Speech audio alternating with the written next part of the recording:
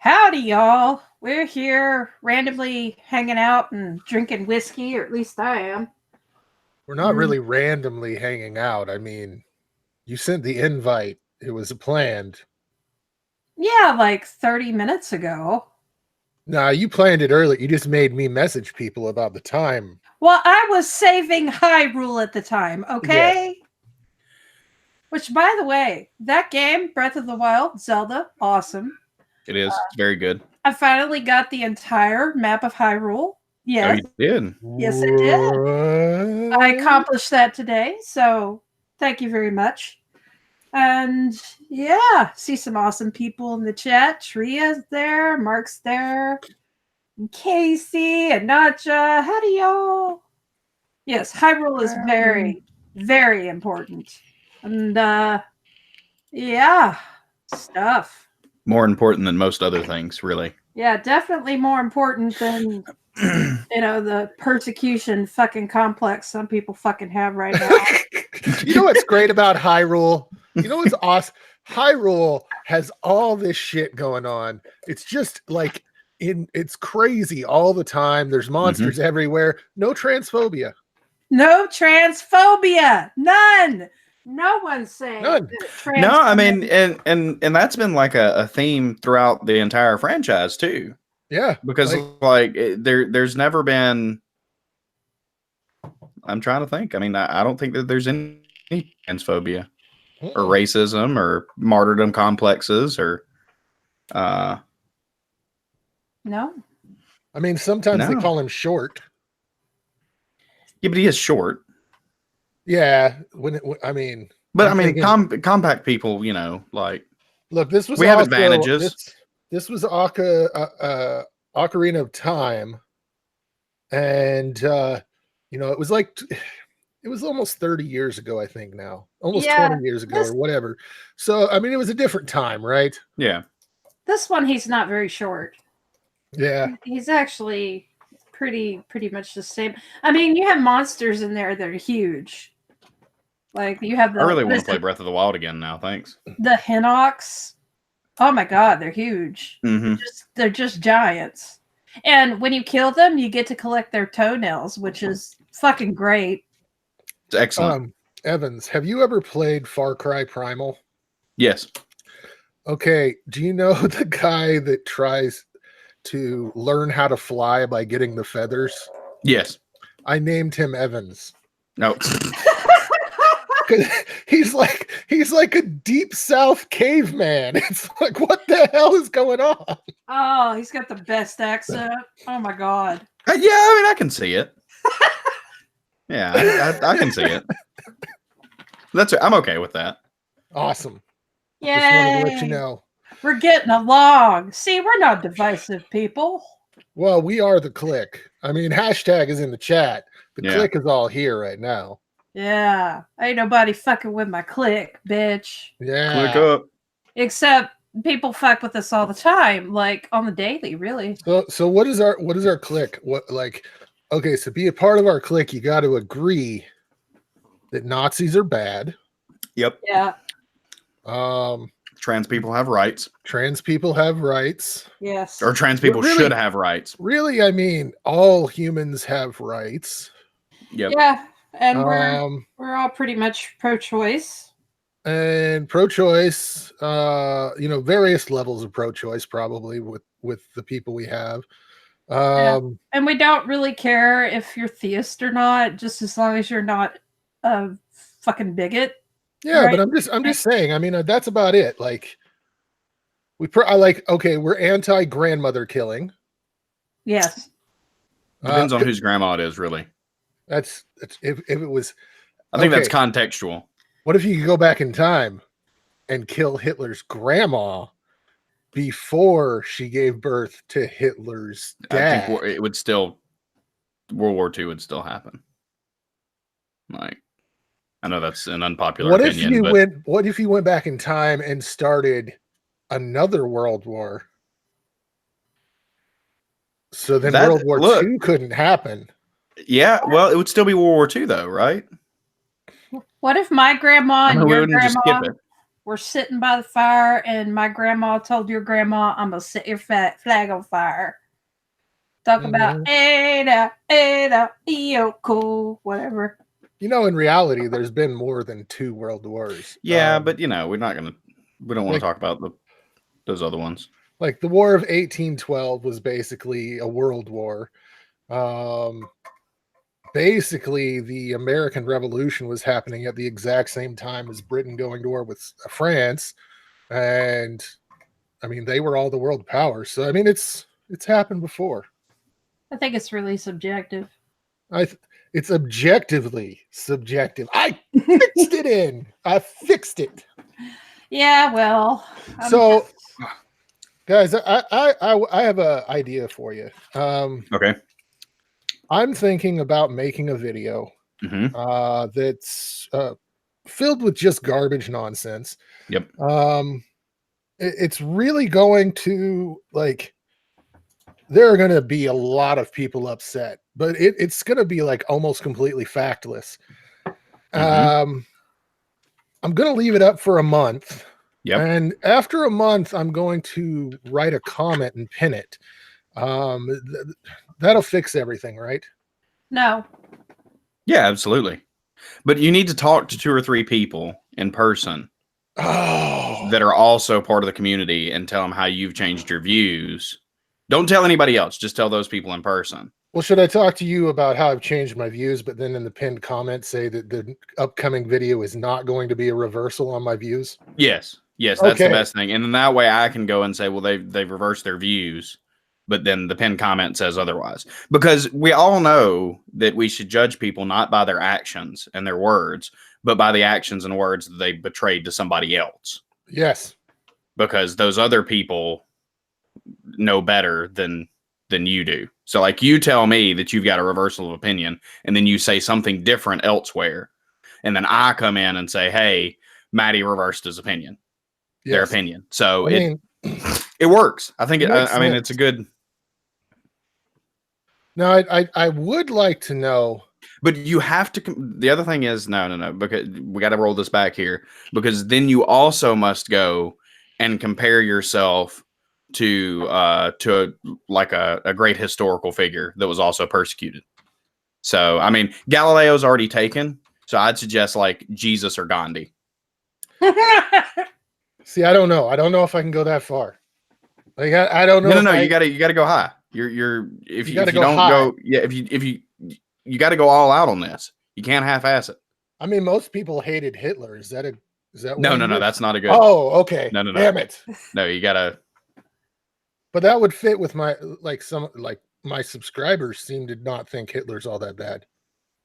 Well, yeah. I mean, but you can't really control your audience. Oh, that's true.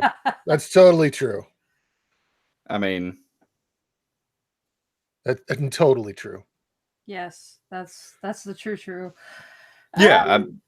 What if I think it's a good plan? Brigham Young. Brigham Young. That's not Jesus. No. Joseph Smith. If you're gonna go, just go all the way. Joseph Smith. Yeah. Well, I guess I have to learn a little bit about Joseph Smith.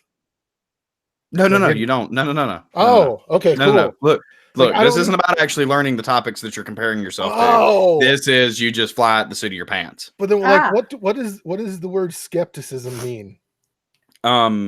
It's a cool thing that gets me views on YouTube. Oh, I just put that in. It's kind of like fallacies. It's what I make a card game out of. I don't actually care about not committing them, and I don't even really know what they are, because I only know how to use the dictionary. Question for this. Yep. Should I do a Kickstarter for my card game before producing this video so that some of the people that paid for the card game to be produced are the ones I attack in the video? Yes. Okay. Cool. That's awesome. Yeah. Yeah, that's definitely. But see, you've kind of played your hand out now. So I don't know. I think I have one other thing. What if I release that video around a holiday Yes. that's meant to celebrate that type of person? Yes. Oh my God, it's going to be perfect. And no one is going to be able to call me anything because I have friends in that. Well, yeah, you have friends and legions of fans who think Good. that you're really smart. Good.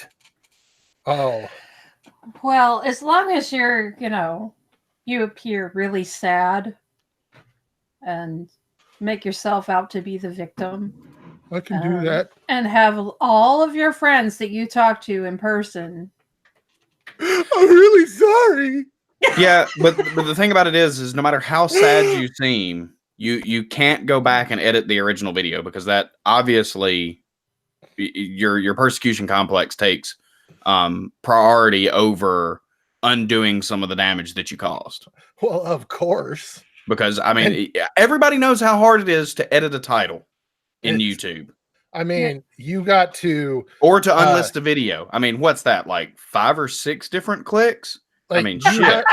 You have to go to your creator studio. You have to go to your videos. You got to edit the video, and then you got to unlist it, or change the title, and then you hit the save button, and that's probably the part. I mean, I imagine that some people out there have tried changing the title on their video countless times. Look, forgot to hit that save button. No. You're missing a very key component here. Only Jesus can save. Oh. Well, I mean, you have to go to YouTube and sign in too, though. I mean, you missed a whole step there. That can be really complicated sometimes, especially if you have 2-factor authentication. Holy I mean, because then you got to pick up your phone. Look. I mean, I'm not one to judge. Everybody knows that here. But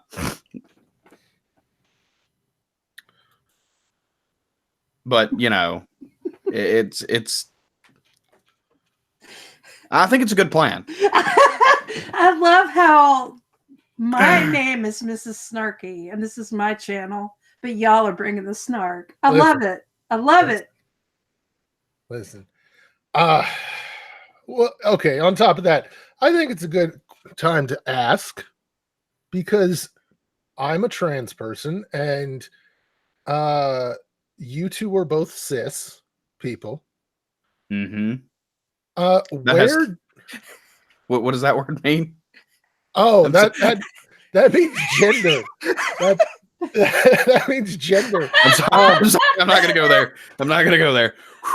You're either cisgendered or you're transgendered, or cisgender or transgender, and so that's like sexuality, then, right? No, it's gender, not sexuality.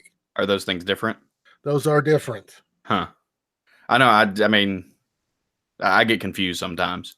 So I do need to know, where do I go to get the brain augmentation that allows you to know for a fact that none of your friends are transphobic?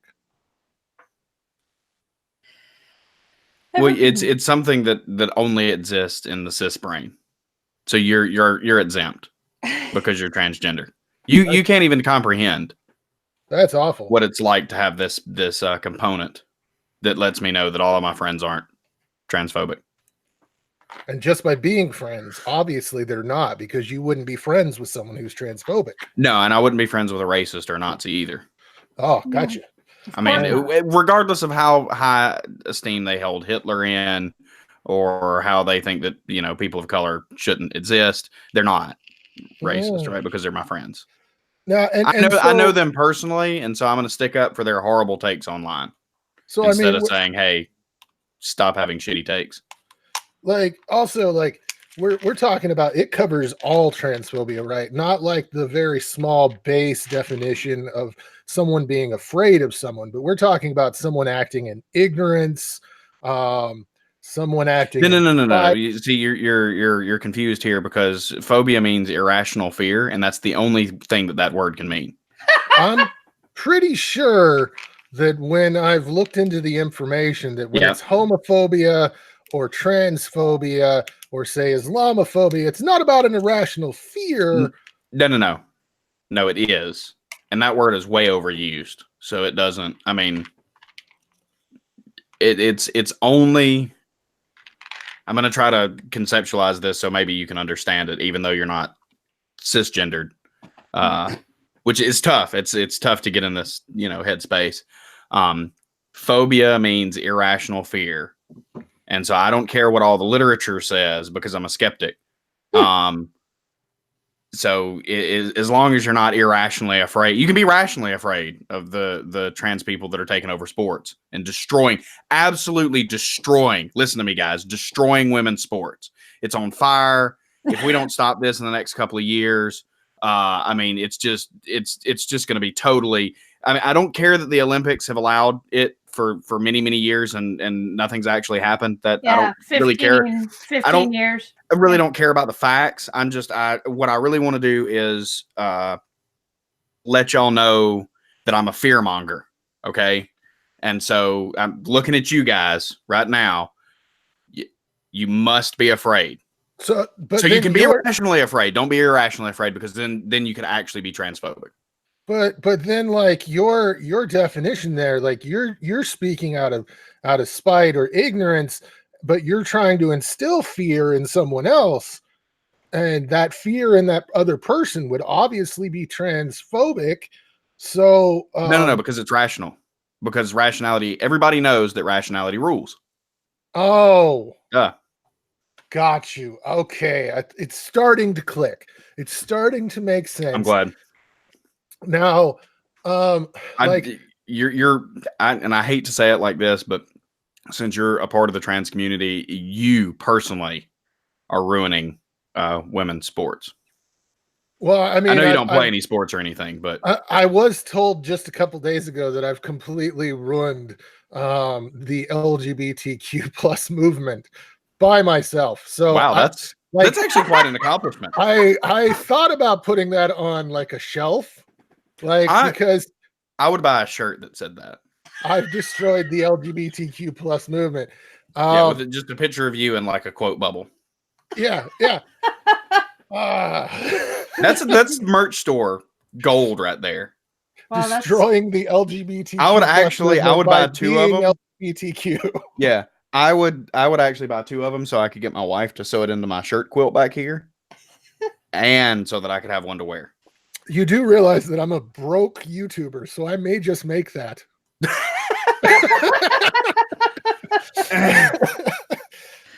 I that is quite some power you're yielding there. It is like, okay. Well, exactly. You broke the atheist community too, right? I drove a wedge into the atheist community and completely destroyed it single-handedly. Wait, are you sure you didn't just give it a wedgie? No, I was told I was a wedge, that I created the crevice that broke into a crack, and that I did that. I did that, and then I also destroyed the LGBTQ plus movement. I'm only 35, and I'm kind of. Do you think that you could like put these powers to good use and like destroy transphobia, or maybe white supremacy, or the pro-life movement, or it doesn't seem to work that way? Anarcho-capitalism. Because see, you don't understand this. See, the way that you destroy white supremacy is by never combating against white supremacy. Yeah, that's how that works. What you did, the way that you destroy white supremacy is that you have multiple white supremacists on to debate white supremacy. See, how you do it is you get like several friends, several spokespeople that have YouTube channels that think they're skeptics and they think wonderfully and they think they communicate really well, and then you inoculate them with their sperm. Whoa, well, that took a strange left turn there, but I'm for it. I'm down. Strange left turn. I mean, I'm a little confused, because whereas I am destroying communities, all these other people around me that seem to be doing awful shit are just poor communicators. So how do I become a poor communicator? Well, see, this is what really I'm confused too, because people say terrible things all the time, and then they just say, "Well, I'm being hyperbolic," or "I'm a poor communicator." And whenever I try to use those excuses, whenever something happens, it doesn't work. And see, I'm wondering, and maybe somebody can help me. Maybe the chat can help me out here. Similar to Maddie's question about the transphobia detection model that all cis people come installed with. I'm wondering where my convincing hyperbole and bad communicator module can be installed, because I really want one of those. That way, whenever I say stupid shit, everybody jumps to my defense instead of calling me out on it. You know, that what, way I what can continue carrying on saying stupid shit. See, the thing these is, people are. Oh, sorry. I go ahead. I was just gonna say, you just don't have the right circle of friends. Well, no, I have another way of looking at this. Perhaps these people look at us and think we are far more intelligent than any of the people they hang out with. Nah. So I highly doubt that. We're not poor communicators. We're good communicators. I doubt anybody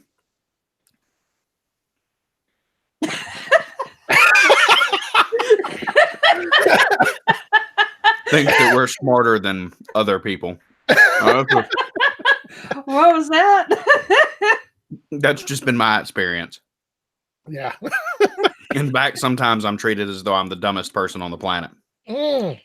Like when I was treated like a absolute moron for saying that cis referred to gender. Well, I mean, That's because it does, though. Yeah, it does. I said it does. It doesn't refer to sex. Yeah, it doesn't. Cissexual. There is a word called cissexual. You know what it means? Cisgender. See, this is the thing that really confuses the fuck out of me. When you have a community that's like, well, we're all about rights. We're all about human rights. And, you know, we don't like religion just dominating and trying to, you know, oppress us, right? So why are you using the arguments that the religious bigots use? No. Like, why? See, it's not that, because it can't be that if it's a skeptic. A skeptic cannot, they're magically imbued by the power to use the same arguments, but not, it's not the same. Yeah, look, if you're a skeptic, you're immune to straw manning. Exactly. And you see, fallacies actually only work whenever you're religious. You can only be fallacious if you're religious. You can't be fallacious if you're a skeptic. And I don't actually know what fallacious means because I'm a skeptic, but I like those words. You like to be able to use them. And yeah, and I see that my favorite commentators, instead of actually addressing the arguments posed to them, just holler fallacy, and they do really well in debates.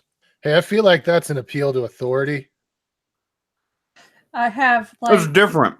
I have like a lot of memes with fallacies on them that I go through and like just randomly throw out at people because it makes me seem smart. You know what's better than that? A Hitchens quote. Oh yeah. You win an argument instantly with a Hitchens quote. What about cake? Cake makes you win arguments too. Are you eating cake or cheesecake? No, cheesecake. That's what I thought. See, I can sense cheesecake through the internet. I have a superpower. I have some more if anybody would like some. Hell yeah. I would mail it now. I don't. You have to get a stamp. You have to go to the post office. You have to tell them the address. It's probably not worth it. My dry ice machine's broken, unfortunately, so it'll probably be mostly mold whenever it gets there. That's okay. I can eat around it. I mean, you want your cheese to be moldy or it's not good cheese, right? Right. It's blue cheesecake. I mean, yeah, if anybody wants some cheesecake, they're welcome to come over. I've got plenty of liquor, and there's cheesecake. Cheesecake goes really well with liquor. Yes. No, what? Anything goes well with liquor. Especially that's actually a scale that the more liquor you drink, the more everything goes with it. I don't know about that. I don't like eating all that much when I'm drunk. Well then, Am I canceled? Yeah, you're out of the clique now. I'm That was sorry. easy. That's akin to being a Nazi. It But must be. like, hey, the only way that you can be a Nazi is if you were a member of the 1930s German National Socialist Party. So don't be throwing that around. Well, everybody knows that Nazi socialism anyway. I mean, they're communism, socialism, and Nazism are all the exact same thing. Exactly. And I've never heard of the Night of Long Knives, and if anybody brings it up, I'm just going to look the other way. Yeah, and the Southern strategy was totally not a thing. The Night of Long Knives, like that's just liberal propaganda. It is really. I mean, it's just everybody's talking about how long their knives are. That's like that's phallic. Yeah, it is. Yeah, giggity. That's what you use to cut your blue cheesecake with. Mm-hmm. So should we be serious for a little bit? No. Wait, we weren't being serious. We were totally being serious. But now I'm so confused. Now I want to be totes serious. Damn it. Totes. Okay. Hold on. So yeah. Wait. Okay. So the Nazis existed before they took power. What? It's true. They existed before they took power. No. And what's more, as we've just referenced, the Night of the Long Knives is when they killed all the actual socialists. I don't believe you. It's history. It's documented. No, but Jesus is history too, and there's a book that says that he didn't exist. So, I'm gonna write a book that says you don't exist, and then I wouldn't exist, especially if you're an out of work PhD and you wrote it. Well, I think I have to have sexual assault allegations against me as well. Oh shit! This is different, okay? And you need to also not be respected amongst any of your peers. Okay. Which, I mean, you're already there on that account. I mean, I'm just like go ahead and throw that one out there. I know. I'm there. You're there on that. You just got to get some sexual assault charges and get a PhD that somebody else pays for while you're cheating on them. This is terrible. This is sweet. Snarky, you can't hear this. Okay. Well, I didn't hear it. I didn't. Good. So I'm going to need you to give me some money so I can get my PhD. Lots of money. Oh, well, I mean, you're going to have to quit your job and just sit around and do nothing. Well, you do you I can for a few years and get your PhD. I'll make that sacrifice. Look, and I can tell you how to get some money. And this is insider secrets here, guys. Just start making alt-light content and ride the fence of white supremacy just enough where you can kind of sort of weasel out of it and start raking in those awesome alt-right super chats. Like I should make a video and say that now, of course, Ben Shapiro is a great debater. But he's excellent in news interviews too. Never storms out. It never storms out. Here's why I think he's incorrect in this one issue. But I'm also going to use some clips of him saying some really awful things about trans people, in order to make sure that my alt-right people are happy. Yes. Yeah. You need to dump factual sources like, peer-reviewed studies and actual authorities on things, and instead go for like the Daily Wire. That should be Daily Wire and Fox News. Joe Rogan should be you. Yeah, Joe Rogan too.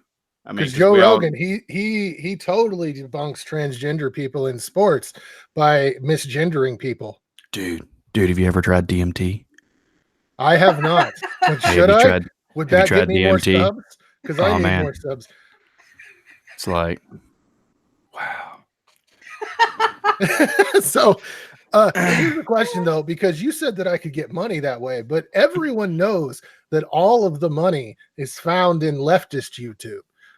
That's where the money is. That's what I'm told all the time, that I left the atheist community for LeftTube so that I could start raking in the dough. Yeah, I'm because super confused about that because who's the biggest left-wing YouTuber?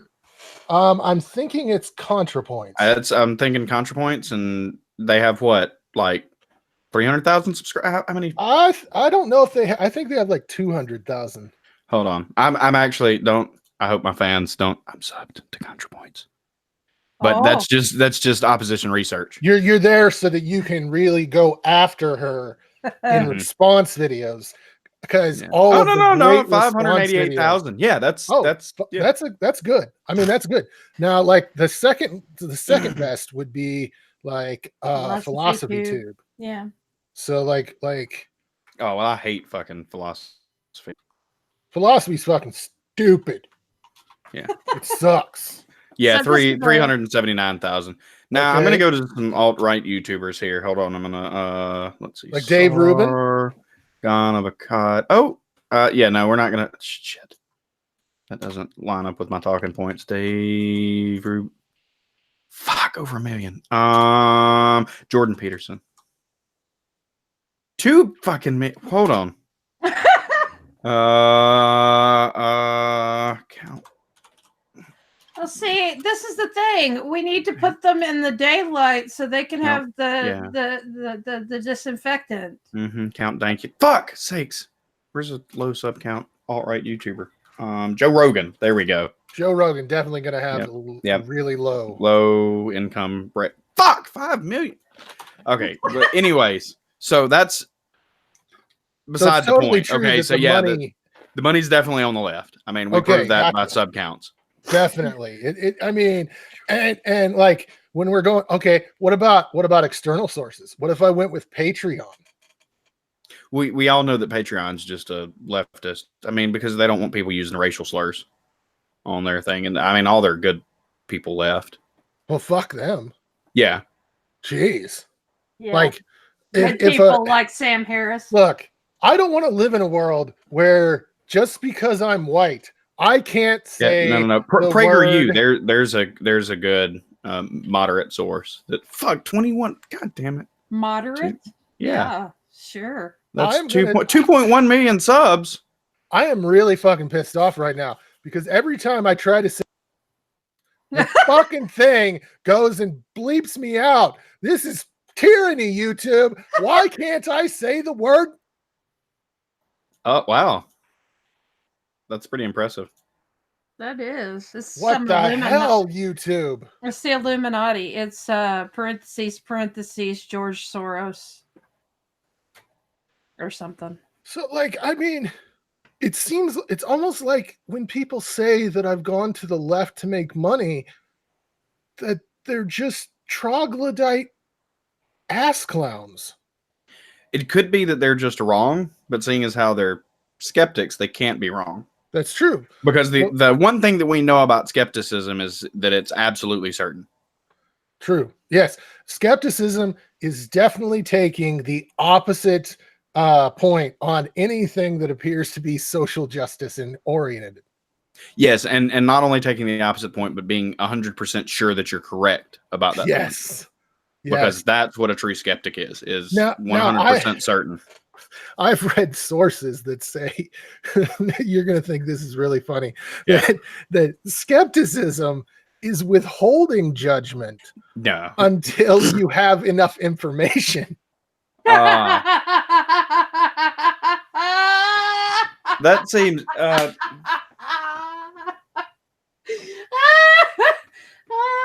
have you ever thought that might be soy boy cuck propaganda? Is it? Of course it is. It's gotta be. God, Jakes, you owe me a Dr. Pepper. I mean, how deep does this go? All aboard Soros. Yep. Parentheses. It was the anti-skeptics that burned Notre Dame, wasn't it? No, that was the Muslims. Yeah, definitely. I mean, there's no evidence for that, but I'm pretty sure that's what happened. It has nothing to do with race, although the West is being destroyed. Hyperbole. It has nothing to do with race, but I just attack brown people. that look like Muslims. Yeah. But all I'm saying is sometimes, Especially Sikhs. I mean, it's practically the same thing, right? all I'm saying Totally. is sometimes the facts don't line up with the truth. Well, I mean, the good news is that my feelings don't care about the facts. Yay. Especially if they don't care about your feelings. Yeah, I mean, because facts aren't necessarily truthful. I learned this on one of Jordan Peterson's groups the other day, chat. So I'm passing on my unique wisdom to you. Facts aren't necessarily truthful, and that's it. That's what I learned. And so that was I mean, it's really changed the way that I look, because all this time I thought that, you know, for something to be a fact, it had to be true. And that's just apparently not the case. How naive were you? I was really naive. Luckily, I found a red pill laying on the ground and it deleted half of my brain cells. And now I really like Trump. Well, that's good. That's really good. See, I don't necessarily, I don't think Trump is going to be as bad as they say he is. And I'm really confused because Beast Activity said that he's impressed at how long you guys can sustain the sarcasm. We're being totally truthful. This isn't sarcasm. This isn't snarky. I'm actually offended. I'm a little offended that you think that I'm being sarcastic now. Well, you know what? Beast Activity. Do I need to look? I mean, I got to tell you this. Go ahead. Beast Activity is one of those anarcho-communists. And what? We all know that that's like only, a Nazi, right? Yes, exactly. The only thing that's even that fixes that is anarcho-capitalism. Yes. Parentheses. Because, like if you're going with anarchy, you want like capitalism to the extreme. Well, I mean, I've never read The Wealth of Nations, so I know how capitalism is supposed to work. Adam Smith, like the Wealth of Nations. I believe the only quote that you need to get out of there is rich people are good. Yes. And they have our best interests in mind. Yeah. Just read Atlas Shrugged. You'll get it. Yeah. Well, we all look. Ayn Rand is one of my favorite philosophers. Of course, like the most logical philosophy is, of course, objectivism. Look, I can't even like take look, I want to get everybody. A sentence that has philosophy and Ayn Rand together. I want to get everybody's look. I want your top 3 philosophers, and I'll start because my top 3 philosophers are Ayn Rand, Jordan Peterson, and Dave Rubin. With Ben Shapiro and Steven Crowder tied somewhere around 3rd. I mean, it's kind of hard to do. I think I top you because I was going to go with Ayn Rand. Mm-hmm. Well, that's number 1 on anybody's list. Of course, actually. If it's not the number 1 on your list, why are you even talking about? You're not philosophy? A true skeptic. So, Ayn Rand. Mm-hmm. Ayn Rand. I like to stir in some of only the darkest Nietzsche. So you're and Charles Manson. That's pretty good, but you don't want what Nietzsche actually wrote. You want what Nietzsche's sister and her Nazi husband twisted, right? Why is nobody mentioning Alan Watts? What the fuck is this? Alan I totally missed that. Of course, we love Alan Watts, but we have to keep that secret. Oh yeah, we'll do the secret anyway, handshake later too. Here's the thing about that: you got to go with Nietzsche, but you only go up to Nietzsche where he says God is dead. You don't want to read anything outside of that. Yeah, which one was that in? In Nietzsche Volume 8. Okay, good. I'm glad. Yeah, I think it. I mean, it was released on paperback in like 1979. Yeah. It's one of his biggest books. Thus spake Zorro or something. Yeah, the masked immigrant. Is that? Yeah. Anyway, Snarky, your top 3 philosophers. Alan Watts. Yeah, will to power, top shelf Nietzsche. Thanks. Oh God. Alan Watts. What's that guy with the power of now? guy. Oh, Eckhart Tolle Yeah, Yeah, Eckhart of Tolle. course. and Thomas Aquinas, right? Well, Pascal. Oh, there you go. That's Those are a perfect. list. That's a list. I did the list. Yay. But of course, you're only going with Pascal's views on religion, right? Yes. Of course. Okay. You know, and I think there's some honorable mentions that we need to sprinkle in here because I think that we're doing these people a disservice. Fozzie Bear. Which Waka, waka, which waka. definitely, I think Deepak Chopra Oh, would be at the top God. of my Of honorable course. mentions. I mean, as that's good high philosophers. up. That's like right below my top 3. Yeah. Deepak Chopra.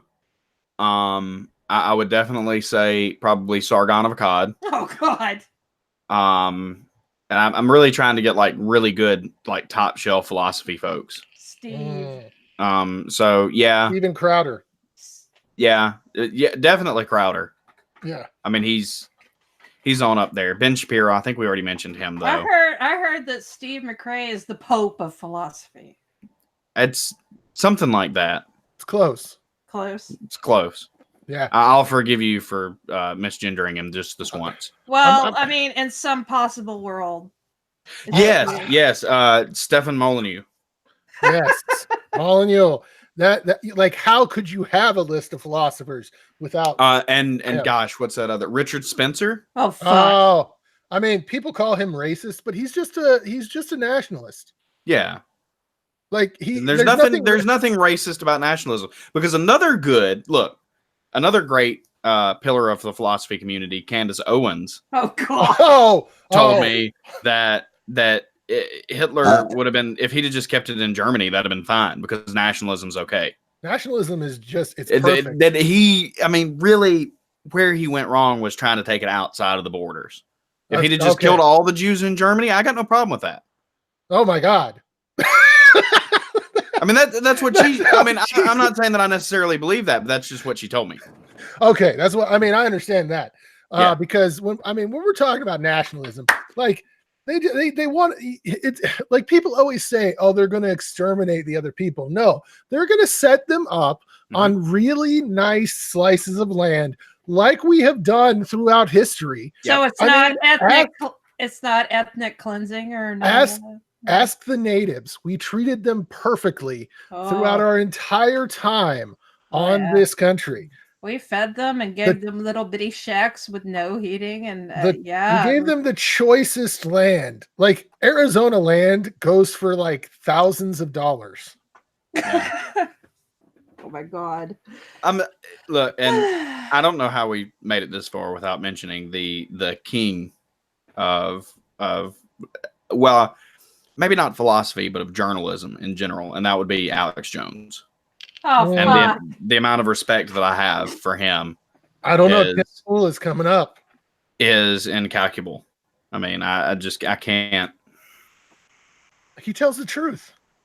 I mean, he's just out there telling the truth every day. I don't know if he tells the truth as much as the people on True News. He does not tell the truth, y'all. He yells the truth. Yeah, I mean, because he's just so angry at what all the leftists are doing, and then while we're on good reputable news sources, World News Daily, is where I go to get all of my. That's the greatest place for sources, especially if you're between it and the Daily Wire. If you're looking for something against trans people in sports, you go with World News Daily. Yeah, and Answers in Genesis is another good resource for scientific articles, just in case anybody's wondering about that. You know, Hillary Clinton is a demon, and she's going to eat your babies. Mm-hmm. Well, that's obvious. Yeah. Well, I mean, she's part of the 7th or 8th dimension, and they're coming because they're pedophiles. Look, I think it's time that we just mentioned that everyone, whether we're talking about ContraPoints or Philosophy Tube or Beasativity, they're all just Soros shills. Yep. I mean, that's what they are. Parentheses. Well, that's because, I mean, look, and I mean, I know that to bring this on air, but you've talked about their checks that you've received from Soros. Oh, they're big. That's why, you know, there's never any financial problems in your household. I know the same goes for all of the other leftist YouTubers. Exactly. I have And never wanted for anything. Yeah. I mean, except for my bills to be paid. But yeah, but I'm like, where's my pull at, motherfucker? Look, if you want to inoculate me against Soros, all you got to do is become a patron of mine, and I will totally change my content to suit your desires. So if you want me to be right wing, you just join up at $100 level, and I'll be a right wing YouTuber. That's how that works. Well, look, dirty. We already mentioned this, but you can't control your audience. Of course not. And so the best thing to do is just bow to your audience's demands. Oh, yeah. I'm not doing the right thing. No, you're doing look. We know, and real talk here, just person to person. What you need to do is not stand up for your values or your personal ethical systems or what you believe in. The only thing that you should care about is future collaborations and your sub count. So if a popular YouTuber that you have been trying to suck their dick for years, that's like all of them, says something terrible, just what you do is you come to their defense. It doesn't matter if you believe it or not, because if you called them out, you wouldn't be able to collaborate with them in the future, and some of your subs may leave, and that is much worse than violating your personal ethical system. Damn right. Much worse. Wouldn't it be better for me to like build a following around my ethical system and my principles? No. See, what you got to do is you got to stick together with the community and don't be divisive. Don't be a wedgie. But look, I mean, I get what you're attempting to do here, right? And build a community around shared ethical values so that you can actually, have a strong community and things like that. But it's just not the best way to get subs. And what you should care about the most is subs. Well, but like, I mean, look, I thought I got on YouTube to like help people. No. What you got on YouTube to do is so that you could log into your Social Blade account and get the biggest erection in the history of the world whenever you platform some nationalist and you get a 200 sub count boost. Oh. Yeah, that's what all those whiny people that tell you that, you're gonna spread their ideas, or they're just reactionaries. They're just super woke. Right? Well, they're just being divisive. Yeah. Right? What if I like did something like fun? Like what if I played like games that are like kind of targeted towards kids? Yep. And I came up with some like really fun catchphrases. Like, what if I said, "I'm Maddie Pie"? Yeah. And then I like talked about how much I liked white nationalists. And look, if you do that, what you do is you do a social experiment to see what people will do for $5. Oh. And so you pay a bunch of people to hold signs that say, exterminate the Jews or kill all the Jews, as a social experiment, because it's just a joke, bro. Couldn't I start with like something smaller, like kill all the roaches? No. You gotta go straight for the gut. Just seems like that might get me some hate. What you want to do, really, to get the maximum amount of subs, is you want people yelling subscribe to your channel just before they carry out horrible racist acts. That doesn't seem like something I would like. No. And then, but see, look, here, I know that seems a little controversial, maybe, but what you do then is whenever that happens, you tweet out that you're super sorry and you're sad about it. And that makes it all better. And how many people would sub to you? I mean, that shit gets coverage 24/7. But that just, I don't, what? Like, it seems so backwards. Like, shouldn't people like me because I am a caring person and I care for people and I want to help people? I'm already bored of what you're saying. God damn it. what if I just get on? What if I get on screen? Yep. And I pick out really easy videos to respond to, and I scream at my camera really horrible things. Yeah. Look,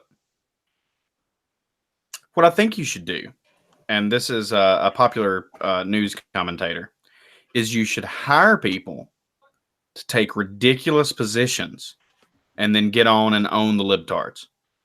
Well, I mean, that makes sense. So, what you want to do is you want to find somebody that's a decent actor. You don't have to have a good one to get on and say something like, well, I think that all men should be exterminated. And then you just get on there and you just own the libtards. I mean, that makes sense. That's just good business. I already have an idea for a jingle. It'd be, what would you do to own the libs? Oh, that's a good one. Lord have mercy, y'all. I mean, that's completely original. That came out of my thinky parts. Oh, your thinky parts are sexy. You know what? I'm already starting to feel this whiskey. I like it. Are you? Because we've been going for like 50 minutes, so that makes sense. Yeah, that's about right. That's about on par. It's par for the course. I hope somebody chops this up. Someone's going to chop this up and put it out like we actually... It's going to be... That would be glorious. This would be hilarious. And look at what they actually think. But you know what we could do? Like if someone took this the wrong way, a way that we didn't intend them to do, we could, like, within 2 minutes, Snarky could update the title and the description to make it clear that it's complete satire. And that would basically fix most of the problem. No, it wouldn't. No. You need Well, look, this goes back to what we were talking about to begin with. You don't update the description, Maddie. You tell somebody, a couple of somebodies, that it's satire, and then you pin a vague tweet that could sort of like be interpreted that way, and then you just sit back. And then whenever somebody makes a video saying how terrible you are, then you compare yourself to Jesus or Gandhi, and everything's cool. But is it wouldn't it be dangerous to leave that kind of video up if people were actually thinking that we were intending this stuff to be true? Look, it's not about what's dangerous or not. Look, I don't see how you're so dense here. It's not about what's dangerous or not. It's about the flipping sub count and views. Okay, but like I don't even really care about being famous. Well, then clearly you're on YouTube for the wrong reasons. But like, I care about stuff. You shouldn't. You should only care about your Social Blade account and positive numbers. But none of this makes any sense. Like, why do the other people say that they care about stuff, and then they get out and they make videos that seem contrary to that, and then we're not supposed to call them out on it? Because if you call them out on it, you're being divisive in the community. But why does that matter? Who cares about the trans people in our community? Why does that matter? Why does it matter to be divisive? Because it makes me uncomfortable. Why? To think that I might have some reprehensible views. Because I don't care about actually changing my views. I care about owning the libtards and the theists. But everybody has bad views. That's what philosophy is for. That's why we use philosophy. Just stop. Did I mention that I'm a skeptic? That means that I'm incapable of having wrong views. I'm certain about that. But I didn't think with skepticism you could be certain about anything. I don't even know. I mean, I can't even right now with you. I'm so like, what is going on? Like, why is everything upside down? None of this makes any sense at all. The problem is you're not watching enough Ben Shapiro. But I can't stand Ben Shapiro. It doesn't matter. He's one of the greatest intellectuals of our time. Oh my God. I wish I could say that with a straight face. Why the fuck? I wish I could have pulled that one off. My sarcasm is usually pretty good, but that was... How the fuck can can somebody actually do that? I've seen somebody say that with a straight face. And Yeah, I it's can. like, what the fuck? What the fuck? And everybody's defending that person. What the fuck? This is bizarre. This is so fucking. Oh, I need another sip of whiskey. So Holy it seems like what you're saying to me, if I understand this clearly, is I should use YouTube 100% for fame. Yes. And be completely disingenuous. Yep. And never call out any larger creator, because if I did, that would risk not being able to collab with them in the future. Yes. And that's bad. So, and the other thing is here's here's another tactic, right? Just in case you don't want to, come and leap to their defense. You just stay quiet about these things. And what you do is you find you a fence and you just straddle it. It doesn't. And the thing about it is look, it's not like you're a social commentator if you're on YouTube. It's not like you're outspoken about your views or that you want to purvey something, because we all know that's not what we do on YouTube. I thought that's what all of us do. No, it's different whenever it suits me. And so then you just you don't wade into these topics. You just sit from the sidelines, and every now and again, if you really want to like earn some plus points, you come in and you say, "Hey guys, we don't need to be arguing. We need to be a united front," and sort of make some sort of like God and motherhood platitudes, and then just fade in the background. Either that, or the best thing to do, if that's not the case, is wait until a subject that you know jack shit about comes along, and then jump in with both feet.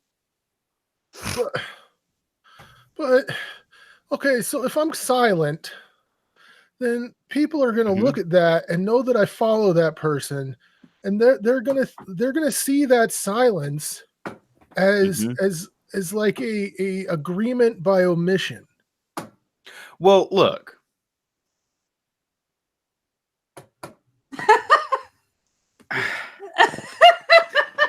We all know that lies of omission are not as bad as lies of commission. And so you're all right. You can't prove a negative. Yeah, and I don't know what's going on here. I don't even want to get into that. I pissed some people off last night.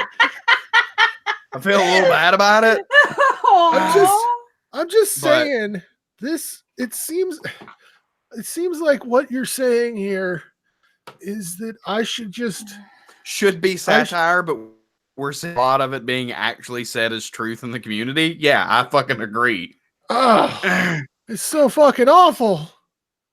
Like people used to have views, and then they got subs, and then their views went away, and their morals, and it's just, why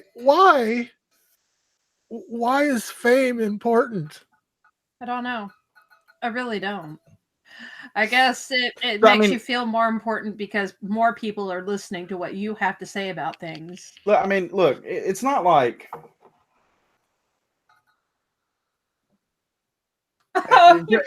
like real talk here. This is non-satire, because it is nice to see your follower count go up and to get more engagement on your tweets.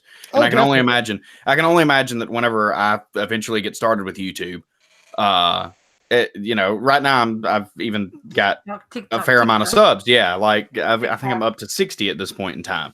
So even that is like nice. Like there is a definite dopamine kick whenever you say something, you make a tweet, and you get hundreds of likes and a bunch of retweets and things like that. But I think that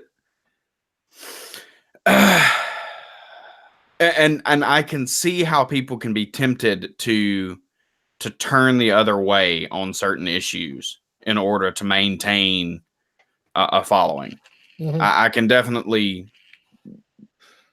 definitely see how that's a temptation. However, that seems to be so. I don't know. For me, it's like if it were up to violating my personal ethical standards or losing my Twitter account, you know, because I just passed 800 followers. So it's like, woohoo, that's another milestone. Yay!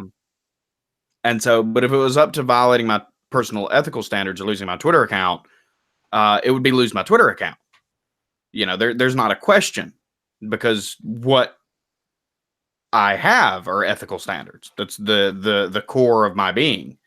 But I don't think that's the case. I mean, and I know that that's not the case, because especially from what we see going on right now in response to various creators and people defending said creators, like you stay on, either you stay under the radar, and like, look, I get it. I understand the pro so, and to not wade into conversations that you're not comfortable with and things like that. I totally get it. But at the same time, all we are ethical standards. Like, whenever you really strip down what character means, you get down to where you stand on certain things. Yeah. And I think that holding tight to those is much more important than any sort of popularity. It's similar to, you know, I equate it to like whenever I came out as an atheist, right? Because there was a lot to lose and a lot that I did lose, but I felt that was something that was true about myself that everybody should know in order for me to feel like I am personally being truthful. I can't carry on with the charade of being a Christian anymore, because in some way it violates the versus omission standards. And so even though I knew that this was going to carry a negative social impact, it's something that I decided, hey, this is what I want to do. And of course that negative social impact came, but I sleep a lot better at night knowing that I'm being truthful and upfront with people. Yeah. Yes. So I was going to add to that I agree that we all like to see our sub counts go up. I try to keep things in focus and base it. So we all knew the most popular kid in our high school, but that didn't make him the most popular kid in the state. And the most popular kid in the state doesn't mean the most popular kid in the country. And the most popular kid in the country doesn't mean the most popular kid in the world. And YouTube fame is not really fame. No. It's not. Even if you have, like we talked about a couple of people that had millions of subscribers. That's millions of subscribers across the entire world. Yep. A world that has, is it 7.6 billion people in it? So you're talking about a fairly small number that know who these people are. So even if you get hundreds of thousands of subs or millions of subs, doesn't really mean you're famous. And I think Sargon's realizing that. He only had 8 people show up to a rally in his hometown. 8 people showed up to a rally in his hometown. Now, we've been serious long enough. Oh my God. You think? I do. I don't. Thinking is overrated. I prefer to be skeptical. Yeah. Exactly. Then you could have that anorexia. I'm so glad, because whenever I was shopping around for my name, right, I almost went with something like the Skeptical Southerner or the Atheistic Southerner.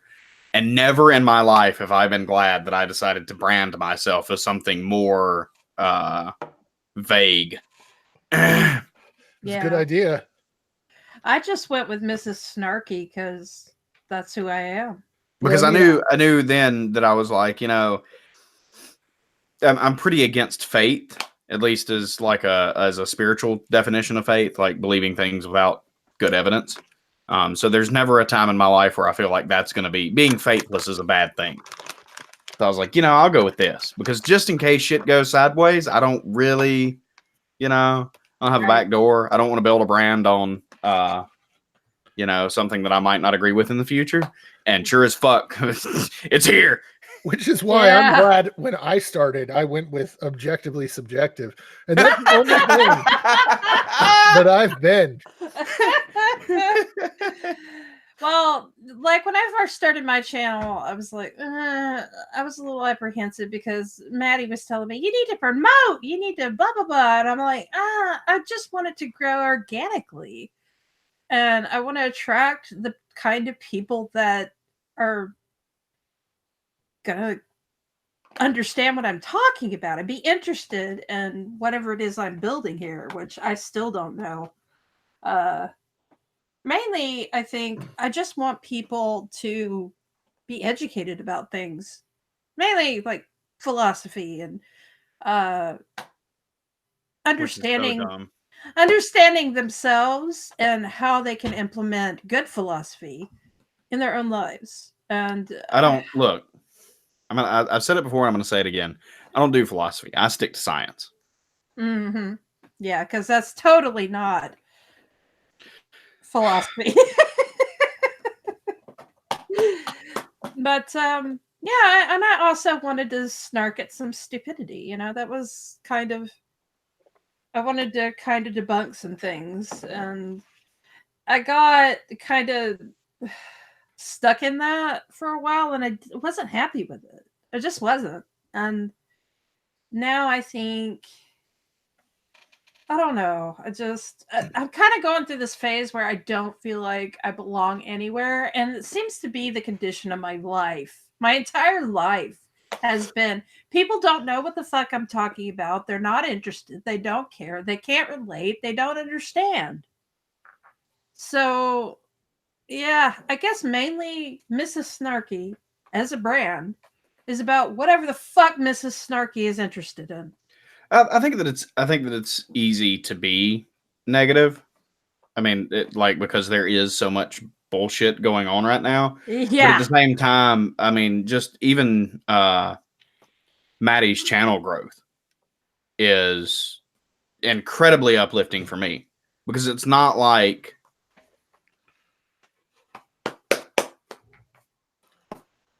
that's organic growth.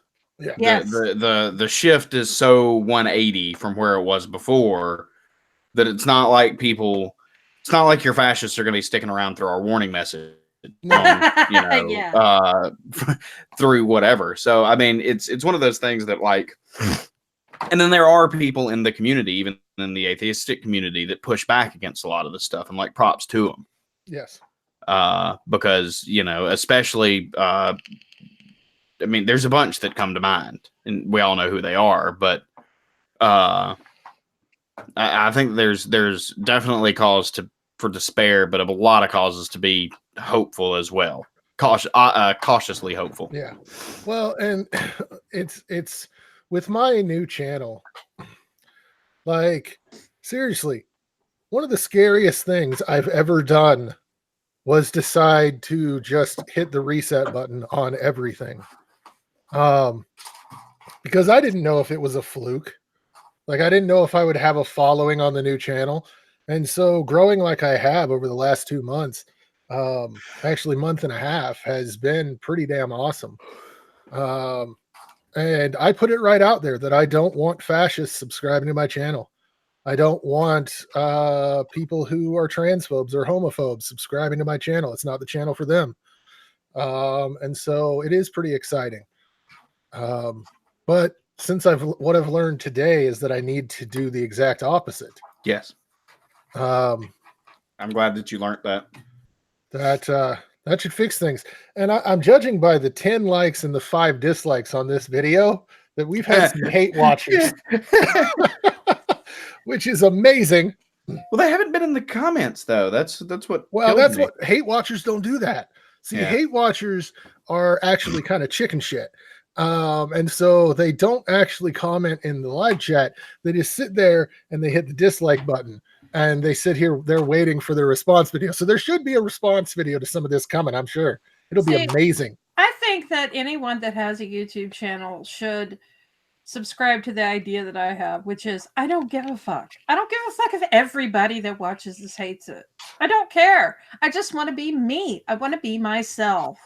And what's always great. The interesting thing about that too is hate subscribers and hate watchers are still views and subscribers. Yes. Right. And dislikes are the exact same as likes. As a like. Yeah. I love that. That's great. Yeah. I mean, so it's not like you're not doing any damage. Right. You're helping out. You And we know, appreciate it, hate watchers. We I, really I do. I really at this point I mean, for me in my life, it was as someone with bipolar disorder, I go through several existential crises a year or crises. But lately it's been like, I don't know. I've searched all this time to find a place where I quote unquote belong, and it doesn't seem to be anywhere. And I'm really beginning to wonder if that matters at all. And why do I keep striving for this whole belonging thing? Yeah. Belonging kind of sucks. It does? Yeah. Okay. Because then people expect you to act in a certain way. Well, the thing is, like, I just want to have a good life. I want to have a life I enjoy. And I don't enjoy like brooding and feeling like shit. I mean, that's just me. Well, I don't know. I mean, there's something to be said for being human and being involved in a group. Like, we're groupish by nature. There's no getting around that. That's Right. one reason that I think that whenever people start criticizing groups, it should be done. It should be done in the right way, right? Because there's a lot of criticism that's levied against groups that, in my mind, is unjust. Like, oh well, those people are just grouping together. Like the criticism that you should levy against groups are about the group identity itself, not the fact that they are a group. If that makes any sense. So, like, I am perfectly happy criticizing the group that labels themselves as Nazis. You're pieces of shit. Your entire group should be. I wish that there were nobody in that group. Now, I don't dislike those because they are in a group, because we have a innate desire to be in a group. And the other thing that we have an innate desire, and this is a lot of people are going to be like, what? No, is conflict, right? Yeah. I mean, it's one of those things. It's part of it is so deeply ingrained in our nature. Look at what makes literature. Now, I hate to get freaking. We're gonna have a Jordan Peterson. No, not Jordan Peterson. He was not the first person to point this out, and he does it very poorly. You mean he wasn't? You mean there were thousands of other people that have commented on this? Okay. Yeah, but I mean, you look at what makes a story good, right? And any author, any good author that you can look up, any author that has done any sort of workshop, any sort of lecture courses or things like that, stories are conflict.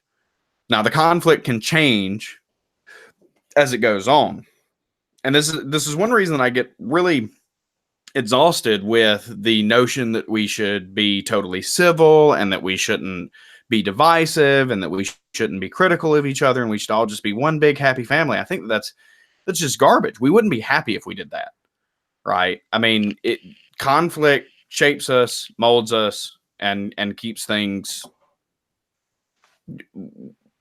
interesting. We desire to have some sort of conflict in our life, and we also desire to be part of groups. And so, I mean, what's playing out now is just the apex of human behavior, right? Now, the point of all this is to say that whenever you're involved in a group, if you care about being rational, if you care about being logical, if you care about truth as defined by in accordance with reality, then you want to find yourself in the group that cares about those things. And so finding yourself in the group that is fear-mongering about trans athletes and women's sports is not factual, right? It's not where the evidence points. We know that. And so to be on that side of the group is not to be in the right group. And then the other group that says, hey, this isn't a problem, it's fine for them to create conflict around this because it's something that needs to be challenged. I find it hilarious that the people that say, well, we need to challenge these bad ideas and we need to give these platforms and everything else is the first group to fall apart as soon as they come under scrutiny. Like, get real here. So I did want to address something from the chat because this whole time I've been kind of laughing to myself. There was a question, Mrs. Snarky, do you think it's a valid point when some skeptics and left-leaning people say they were pushed out of the community because it's moving too far left? If you think the atheist community is moving towards the left, you're not watching the atheist community. It's moving to the right. Yeah, it really is. And it's disturbing. I feel like maybe I want to even change my title or my label to agnostic because I just don't want to be associated with it. Then you'd be associated. Just be a non-believer. So I mean, look, I'm not willing to cede that ground yet. Yeah. Yeah, because and one of the things that it is whenever I do start my channel, it's going to be towards an atheistic tilt, definitely from a secular perspective. And one of the reasons is because I think there needs to be healthy kickback to these things, such as Essence of Thought does, such as Godless Cranium. And I think that, you know, while I mean, like, do whatever you want to with your channel. This is not a criticism of what you did, Maddie, in any way, shape, or form. But this, whenever soon, TM, someday, TM, someday, whenever I finally take the jump and release the first videos and things like that, like this, it is going to be in an attempt to give another side, because there are plenty of more left-leaning atheists. And I think that they're horrendously underrepresented. And a lot of these topics don't, a lot of these topics, like, especially when we're talking about atheism, they're not really political spectrum topics, right? I mean, because like debunking Pascal's wager is not a left or right issue. So but then other things, whenever the content creators start stepping out of the atheist vein, whenever they start releasing content about like trans athletes and pronouns and things like that, that's whenever it starts to be an underrepresentation of more left-leaning ideals. And I think that, at least I don't mind that fight. I'm not one, and I know this comes as a shocker to everybody here, but I can be controversial sometimes. And and I was going to say, in terms of that, I'm not going to give up the term atheist. Like, I'm an atheist.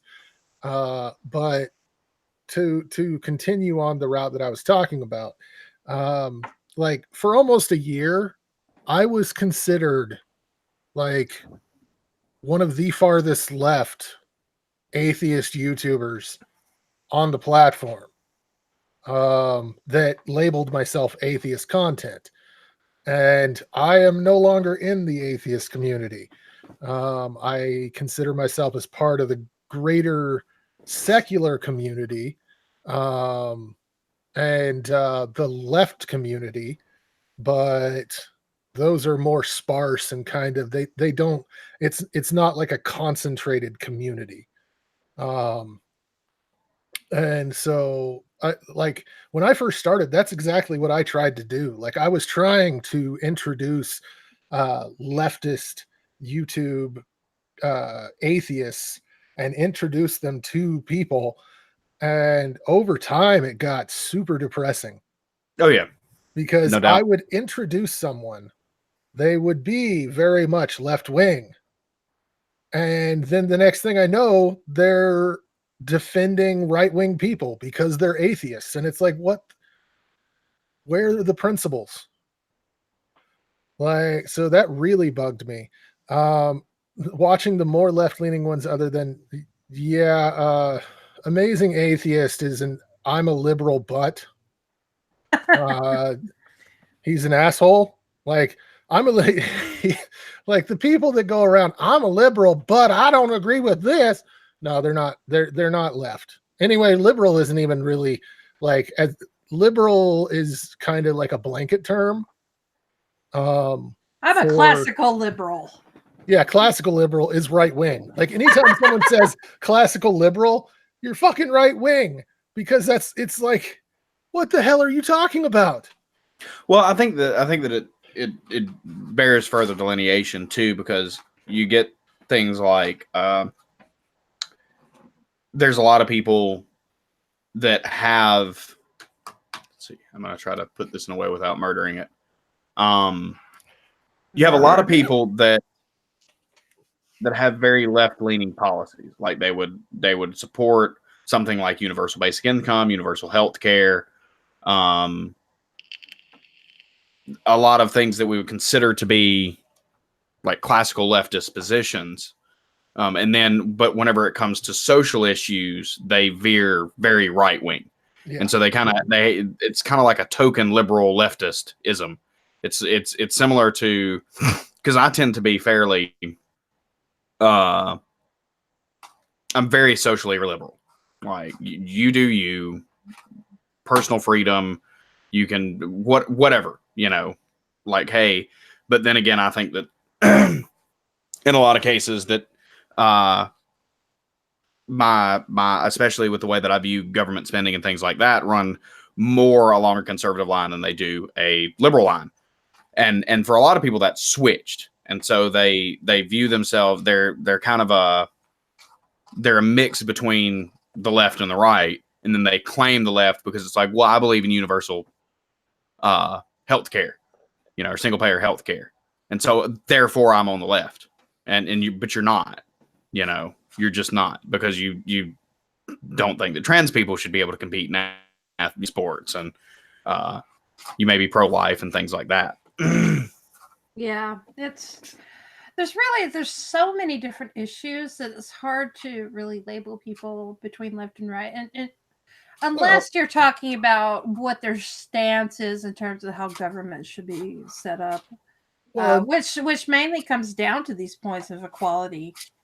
The funny thing about the U.S. is our politics have skewed so far to the right, that fiscal conservatism is actually left wing now. Yeah. There's not a single fiscal conservative on the right side, because if you look at anything that they've done, they have cost us trillions of dollars. Oh yeah. No, I went off on a Republican friend of mine, because who used to very much criticize the Obama administration for the amount of spending that they did and the deficit, and all these entitlement programs and Obamacare, yada yada yada, and then sing the high praises of Trump. And it's like, the biggest deficit we've had in a single month is under Trump. Our national debt has exploded. You have people that, that for 8 fucking years cried about national debt and saving money and cutting costs. And, we really need to get this back on track. And they are totally fucking silent as Trump gives, gigantic tax cuts to corporations that, offset the income, and then fucking explodes government spending. You're not a fucking conservative. Get real. Yeah. It's pathetic. Oh yeah. Absolutely pathetic. Oh man. I'm getting to where people have so much faith in the system that we currently have, and whenever Donald Trump was elected, I got a bunch of people telling me, well, we got the balance, the good balance of the system, checks and balances. Yeah, a lot of those aren't working so well, are they? Especially when he had control of the legislative branch. I really don't have the faith in our system that I used to have. And I have to address it again, because it said, so it's more like someone who is in the middle. No, fiscal conservatism wouldn't even be in the middle. It's on the left now. Like from the middle over is just garbage. Like if you look at Congress, even the most moderate of people on the right are wackadoodle compared to people in the past. Yeah. So it's even if you're like a staunch fiscal conservative, you're still on the left. Now you're not very far on the left, but you're not in the middle. No, because and that's what people don't understand, especially whenever they're talking about fiscal conservatism. Things like single payer healthcare fall under fiscal conservatism. It's cheaper. Yeah, it's a lot cheaper. It's a lot cheaper than letting the private sector run for it. And so, I mean, and it's not like I'm a hardcore conservative on anything. It's not like I'm actually all that well versed on economic theory and politics in general. Like, I have just enough knowledge to get in trouble with stuff about that. But I would rather not see our country wasting billions of dollars. You know, the first thing that I think that we should do is fucking cut the military budget and oh boy, this is going to really rankle the pants of some conservatives here, but we need to get out of foreign affairs and stop fighting useless wars in the Middle East and cut our military budget down significantly. Now, a lot of libertarians would agree with you, though. Now, hold on. I don't know if you feel this, but I'm stroking my monitor on your face. I'm going to. You'll be a social democrat. No, I mean, it's just, I don't know. Politics is ridiculous. Yes, you know, because it's like the anti-war Democrats just fucking disappeared whenever Obama took office, and now all the fiscal conservatives have just fucking disappeared now that Trump took office. You know? Yep. You talk about, well, you know, there were drone strikes against weddings, and then subsequently against the funerals. And it's fucking deaf ears. Like, these things were authorized by the president. As much as I like Obama, he did abhorrent things, especially with foreign policy, especially in the Middle East. And this is not like fringe conspiracy theory stuff. This is mainline history, right? And now, and everybody just, there was nobody, where were the protests? Where were the the people the Democrats that were all up in Bush's shit for his useless wars? And now you see the exact same fucking thing happen with Trump, because you had people that were crying about national debt, right?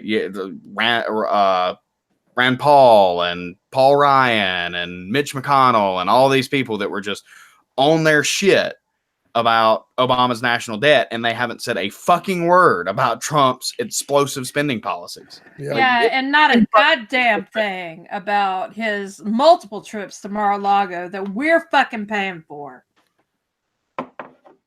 Yeah, and the thing about it is, it's like, again, this Republican friend of mine, and which I say friend of mine, but that may not be an accurate statement, but complained about how much Obama played golf.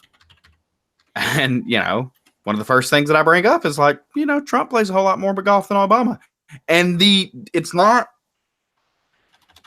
you know what? You're right.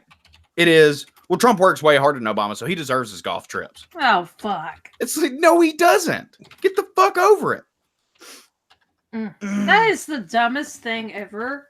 Trump doesn't even fucking read his goddamn, what are those called? I drank whiskey. I can't think. The briefings. Yeah. He doesn't read his fucking briefings. Can he read? He's like, it doesn't talk about me, so I'm just not interested. Like, Oh. Yeah, and I just wish people were consistent. I'm all for dismantling any hierarchies that are unjust. I like justice. I fucking want justice. I'm tired of this unjust society. I've had it. I've fucking had it. I see it time and time again. Yeah, but look, Snarky, what you're failing to realize is that lobsters have hierarchies. Oh my God. And I'm not sure what the rest of my point is, but they're good. Look, lobsters have hierarchies, and they can't even understand justice. Yeah. So, they don't need it. Yeah, so, that's totally not a naturalistic fallacy at all. Fallacy! Fallacy! My fallacy! Get pwned. Get wrecked! Oh. Did you just own the libs? I think you did. I did. I own the libs with my lib-turtedness. Anyway. I don't know. I feel this complete angst with just existing in this social order that we have. And not only just, in terms of interpersonal relationships, but also just the way it's constructed. You got these bitches that are rich bitches, just, buying their kids' college admission and the kids don't even fucking want to go to college. It's mind-boggling. Meanwhile, you got these people that are struggling at the bottom, trying to scrape their way towards something that looks even remotely like a living. And all that they're able to do is rack up a fucking huge amount of debt. This is fucked up. I'm sick and tired. I'm mad as hell, and I'm not going to take it anymore. Yeah, so what we need you to do, this completely original idea, is go out to your window and scream, I'm mad as hell, and I'm not going to take it anymore. That's a good movie. I like Network. That is a good movie. I don't know what you're talking about. Network's a great movie. If you haven't seen it, it's a great movie. You haven't seen The Network? It is basically, you could find comparisons between that movie and what's going on YouTube right now.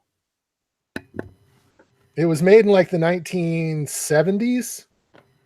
But it's about a newscaster who gets caught in a ratings war and is forced to do more and more to try to up his ratings. Yeah. It's amazing. The amps skirt after party. Okay, so what was that? I don't see this. I just got a notification. Oh, yeah, okay. Yeah. So everybody here is fucking animals wrong. Oh my god! I think I'm drunk now.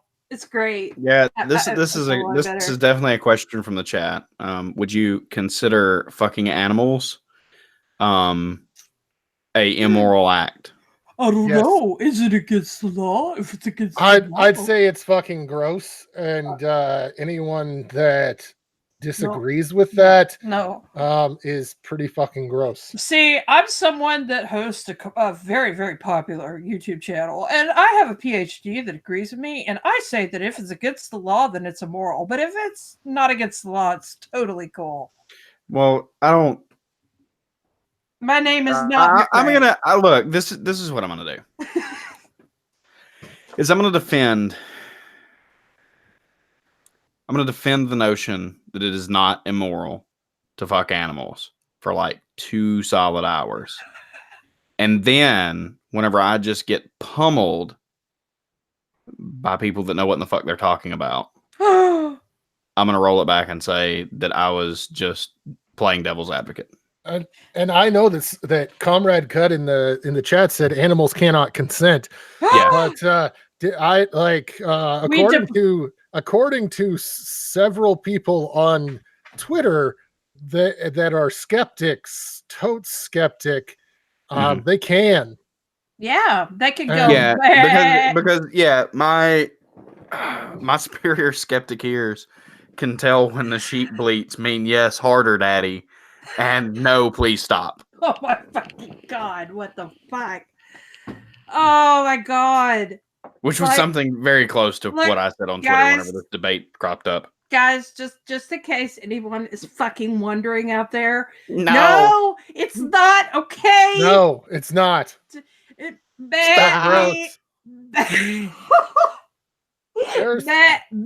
means no. You can just say that's fucking gross. Yeah. No. Jesus fucking Christ. I can't believe that we're having to tell fucking adults who read and have channels with large audiences. Hey, Chad, believe it or not, I lost a friend because of that. Yes. No, this is a very real thing that happened on Twitter. It was a thing. It was a what the fuck thing? And I can't remember who it was. I can't remember if it was Maddie that messaged me or me that messaged Maddie. But I think it was Maddie that messaged me. And the message was something along the lines of, what the fuck is going on? Yes. Why are people fucking debating having sex with animals? But these people out there are saying, we want people to respect atheists. Well, one of the sure ways to make sure you're not going to get respect is debating whether or not it's moral to have sex with animals. Yeah, see, it would be different if it was just some trolls online, but it wasn't. It was a very prominent atheist channel. Atheist Republic. No. There were multiple channels and multiple people who have large audiences involved in this. Yeah, there were. And it was over a really dumb meme. And it essentially got, I will take the blame for getting this argument started, because it started off with some sort of vague comment that sort of kind of alluded to, well, it's not immoral to bang animals.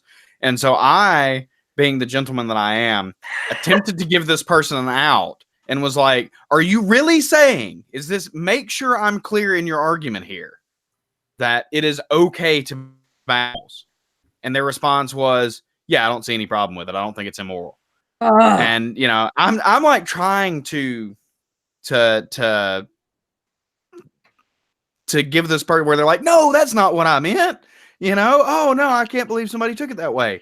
No, we just dove in with both feet. And after about 2 hours of getting just absolutely pummeled, it was decided that, well, it was all just devil's advocate. And it really, they were just trying to inspire a moral philosophy discussion. Yeah, they're just having to. But they still, even at the end, they still admitted that they couldn't see that no good arguments have been brought to say that it's not, because apparently consent and harm and fairness and duty and obligation are not moral arguments. Fuck off with that shit. Fuck off with that. Oh my fucking God. It just, I can't believe that these are the people that are accepted by others as a way of pushing the atheism, and the atheism is good, and we should all just, present ourselves as normal when we're fucking snarky. Advocating for animal fucking. No, snarky. No. Have you considered that they might just be bad communicators? Oh my God, that's probably it. Which is definitely an excuse that we should use for somebody that's on YouTube, because it's not like communication's their fucking job or anything. YouTube is not about communication at all. No. Everyone knows that. See, like, I feel like an alien. I feel like you don't belong in this world, because you've got fucking people who have what's called friend saying it's totally cool to fuck an animal. I just, it's difficult for me to live with myself, because I thought at one point, this person is a good person. Holy shit! Well, okay, and like let me just point out, I lost one of my oldest friends in the community over that. That was like, what the fuck? But it kind of gave me a good idea of what what that was. And when we talk about atheist community, I am definitely not calling out every single atheist content creator. I want to make that clear. I am talking about what I refer to as the high skeptics, which, if you want to know what those are, I've got a video on my channel. Check it out. But because there's good content creators. Godless Cranium's awesome. Yes. Yeah. Essence of Thought still considers himself part of that community, and he's an awesome creator. And I would shout out Evans Murphy, but Evans is an awesome creator on my channel. Yeah, there you go. Indeed. But I'm actually going to be on somebody else's channel tomorrow. What? Yeah, I'll be on Coffee. I'll be on Coffee with Lavender. Yay. Tomorrow at noon, so check it out. I will check. I'm sure I won't say anything that's offensive. Of course not. You never do, especially Friday nights. Yes. Nothing is ever said that is offensive. Yep. What's really funny is some of the most innocuous things that I've ever said have been the things that people have taken the most offense to. That's what blows my mind too. Like I said, I don't want to be friends with Nazis or those who platform them. And that was horrifically divisive and awful. That was like a week-long fucking dog pile. Oh, yeah. That was crazy. I was really shocked. I got strong shoulders, and that's what's funny is they thought they were going to push me out What they did was just set it in stone that I was going to create the type of channel that I could be proud of. That was such a weird time too, right? Because I look back on that and think there was such a there were the uncharitable interpretations for what you were saying, just ingenuous, and the straw manning that went on blew my mind from people that I did not expect it to come from. Because even during that time, I know I hit you. I think I hit you up in the DMs, and I was like, "Hey, is this what you're driving at?" You know, and you were like, "Yeah," you know, and so there were no problems. But then I'd get on to Twitter, and it would just be like this 3-day dumpster fire from that had nothing to do with what you were actually saying. Yeah, like it was so weird, and like I don't know. I mean, it's I've run into that some here lately as well. So I guess this is I have a better understanding now. If you call out a very popular atheist channel, what's going to happen is all the people that are associated with that channel and like those people will look beyond their mistakes and dogpile on anyone, any fucking one. I was going to say not everyone. No, not everyone.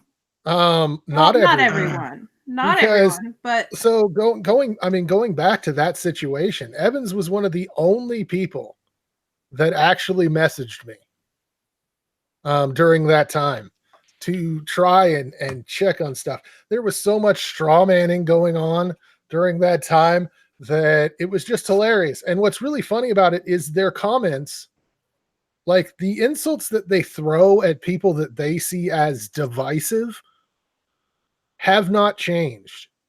The exact same insults, apart from the sexist portions that they threw at people like Rebecca Watson, or that they threw at Steve Shives, or Christy Winters, or other people like that, are the same things they throw at me. Yeah. All like, good content creators, all. Like they recycle bullshit arguments. Like I've had people say that I personally said that you cannot be an atheist if you're not left wing. And I have never said that. That's really I have dumb. Constantly said that you can be an atheist and be an asshole. No, but you can be an atheist and be right wing. You're not going to be one that I want to hang around with, because that's not this, like, and think of it like this. If you're out in the regular day-to-day world and you're coming up with friends, you're not really picking people out going, you know what? That guy over there screaming MAGA, I wonder if he likes to play Parcheesi. See, like, okay, the thing that really bothers me about all this is I made some really close friends, okay? Really close. You know, we have passionate projects together and things like that we were working on. And now, like, I'm in a position where, you know, they have actively and publicly defended someone who is an active fucking transphobe. And I just can't associate with that. And it breaks my heart. It breaks my heart because I know that they're not transphobic, but why the fuck are they defending them? Why? Well, okay, so let's point, like, you got to point that out, because there is implicit and explicit transphobia. Explicit is, hey, you look like a man. Right. You're actively trying to be transphobic. Implicit is either you are saying something out of ignorance, you're saying something out of fear, you're saying something out of disgust, or you're saying something in defense of something that was said out of fear, ignorance, or disgust. Mm-hmm. Those are implicit biases and are implicitly transphobic. So that's what these people are falling into. So when you say they're not transphobic, no, they have to admit to themselves that they hold some transphobic biases It must and be. push to move forward. It's just, I don't know. You know how I got the reaction that I did from people when I came out as trans. I know. Like, that was before I even said anything about Nazis or anything along the lines of that. I came out as trans, and I was still one of the most liked people in the community. And I came out as non-binary gender fluid, and instantly I started getting called reactionary and extreme. What? I cannot fathom how somebody has the energy to give a shit about that. I don't either, but because that's such a, I don't know. It's a big deal for you as a person, but it has almost nothing to do with the way that we interact with each other. Exactly. And here's the issue with that is it points out the implicit biases of that person. Once I came out as trans, they no longer saw me as part of the in group. Yeah. I was now something different. And even if they didn't realize that they were attacking me because I was trans, that's what they were doing. And so that was it. It was transphobia, the transphobic attacks that I went through very early on. And it's been said, implicit homophobic example. I'm okay with gays, but I just don't want to be hit on. Yeah. Well, you're not okay with gays. It's a very good example of that. Philosophy Tube did a very good video called I forget what, transphobia, I think. Your dad. And I had other friends that, I was like trying to explain how this dynamic works and show them that video, and they got pissed off. Yep. And I'm like, people don't want to believe that they have biases. They don't want to believe that they have implicit phobias that they weren't actively a part in developing those, but they're still there. Well, I think that people also have a rejection because, especially labels like transphobia, homophobia, misogyny, racist, things like that, they carry very negative connotations, and as well they should, right? I mean, that's not like that's something that should be. That's a good thing, right? These if you get called a racist, it's a big deal. And I'm not saying that these words can't be misused, because I well know, as somebody who's been accused of being, at the very least, misogynistic, whenever I'm absolutely not, that these labels can be misapplied. But understanding our own implicit biases and the way that we think about things is one of the ways that we can become more rational. There's a good book by Paul Bloom, called Against Empathy, and everybody should read it, because he makes a case that we should not use empathy as and again, it's a provocative title, and he did it on purpose, but that empathy is not the best system with which to base our moral decisions on, because sometimes it's faulty, and that we can use things like, we can understand that we have an implicit bias. And one of the good examples that I like to use in this is people of color names. And so one of the ways that you can get past your implicit bias, and I think it's Harvard has the online test that you can use for implicit racial biases, is you can eliminate names from resumes, right? And this works as well because you can see this especially in the STEM fields with female participation. And one of the things that we need to do is use our rational faculties and understand and overcome these implicit biases. But one of the only ways that we can do that is to understand that we do have an implicit bias. Exactly. And realizing that you have an implicit bias is the first step to going, oh, what countermeasures can I put up against this implicit bias that I have? Exactly. So can I use a personal example between you and I? Yeah, sure. Okay. So I wasn't even thinking of you when I made reference to this, that it is implicit transphobia to say, hey, I'm cool with whatever you call yourself. If you want to call yourself a toaster, I'll call you a toaster. And you could have gotten angry. Yeah. Like you could have gotten angry, but instead you said, oh, I've said this. I didn't realize that.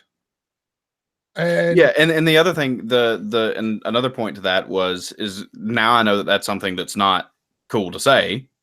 But the other point is to anybody that I've said that to was to explain my intent behind what I said. Like you can recognize that you say, I think this is a really important point.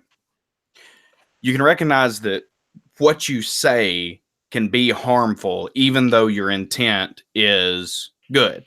And so for me, whenever I say something like, I don't care, I'd call you a toaster if you ask me kindly to do so. My intent is what your pronouns are is not how I judge you as a person. It's not going to interfere with our relationship. Right. Yeah. And so it doesn't even matter if it's something that normal people would consider like the attack helicopter reference. It doesn't even matter if it's something like that. That's my intention. Now, the other thing is that we have to look at whenever we're talking with people is that there has to be a transmitter and a receiver. And so no matter what my intentions are, what I say does matter. And so if what I say is potentially viewed as harmful by a person, there's much better ways that I can get that point across, such as just using your pronouns whenever I possibly can, exactly. whenever my brain doesn't do stupid shit, and moving on past that. It's not a big deal. Right? And that's the thing, is it's not a situation where you meant anything by it, like you said. But just because your intent was not to harm, it doesn't remove any harm that your words might have done. And people oftentimes will say, well, that's not what I meant. But there are two people in any conversation. And when you're on YouTube, there can be millions of people in a conversation.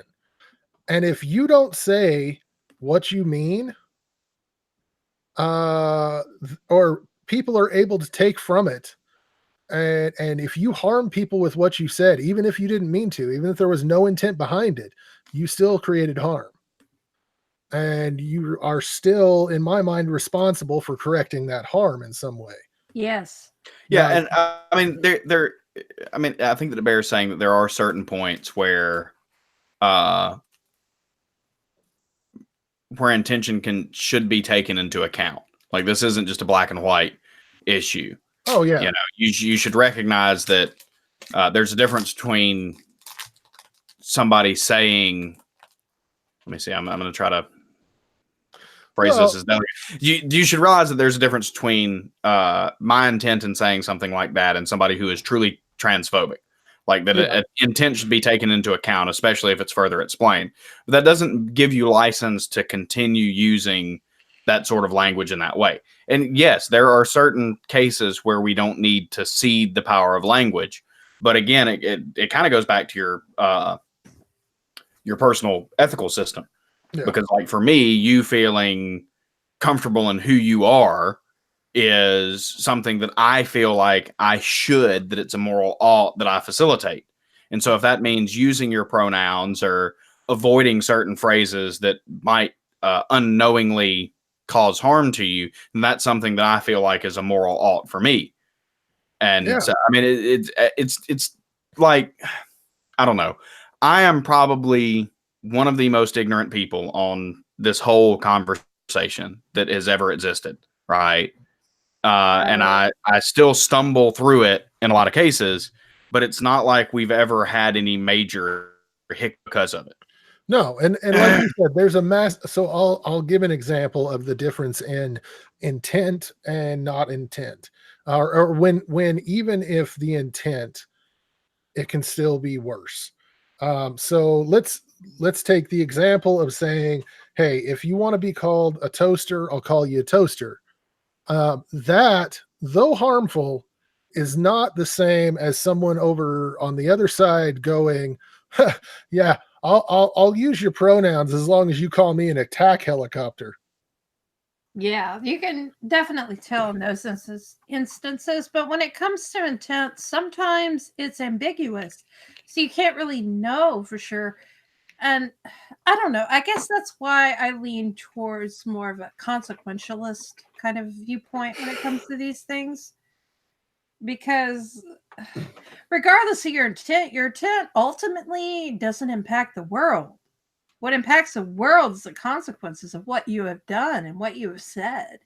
So Well, I mean, you that's can, kind of okay. the only thing I can judge someone by is what they say and do.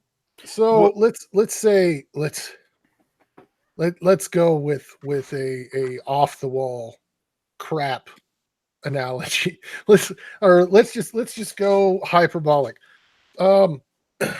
If Hitler had actually said exterminate the juice, and it accidentally got wrote down as Jews, and then he didn't do anything to change that, it doesn't matter that his original intent was to get rid of fresh squeezed juice. What matters is what he did after it.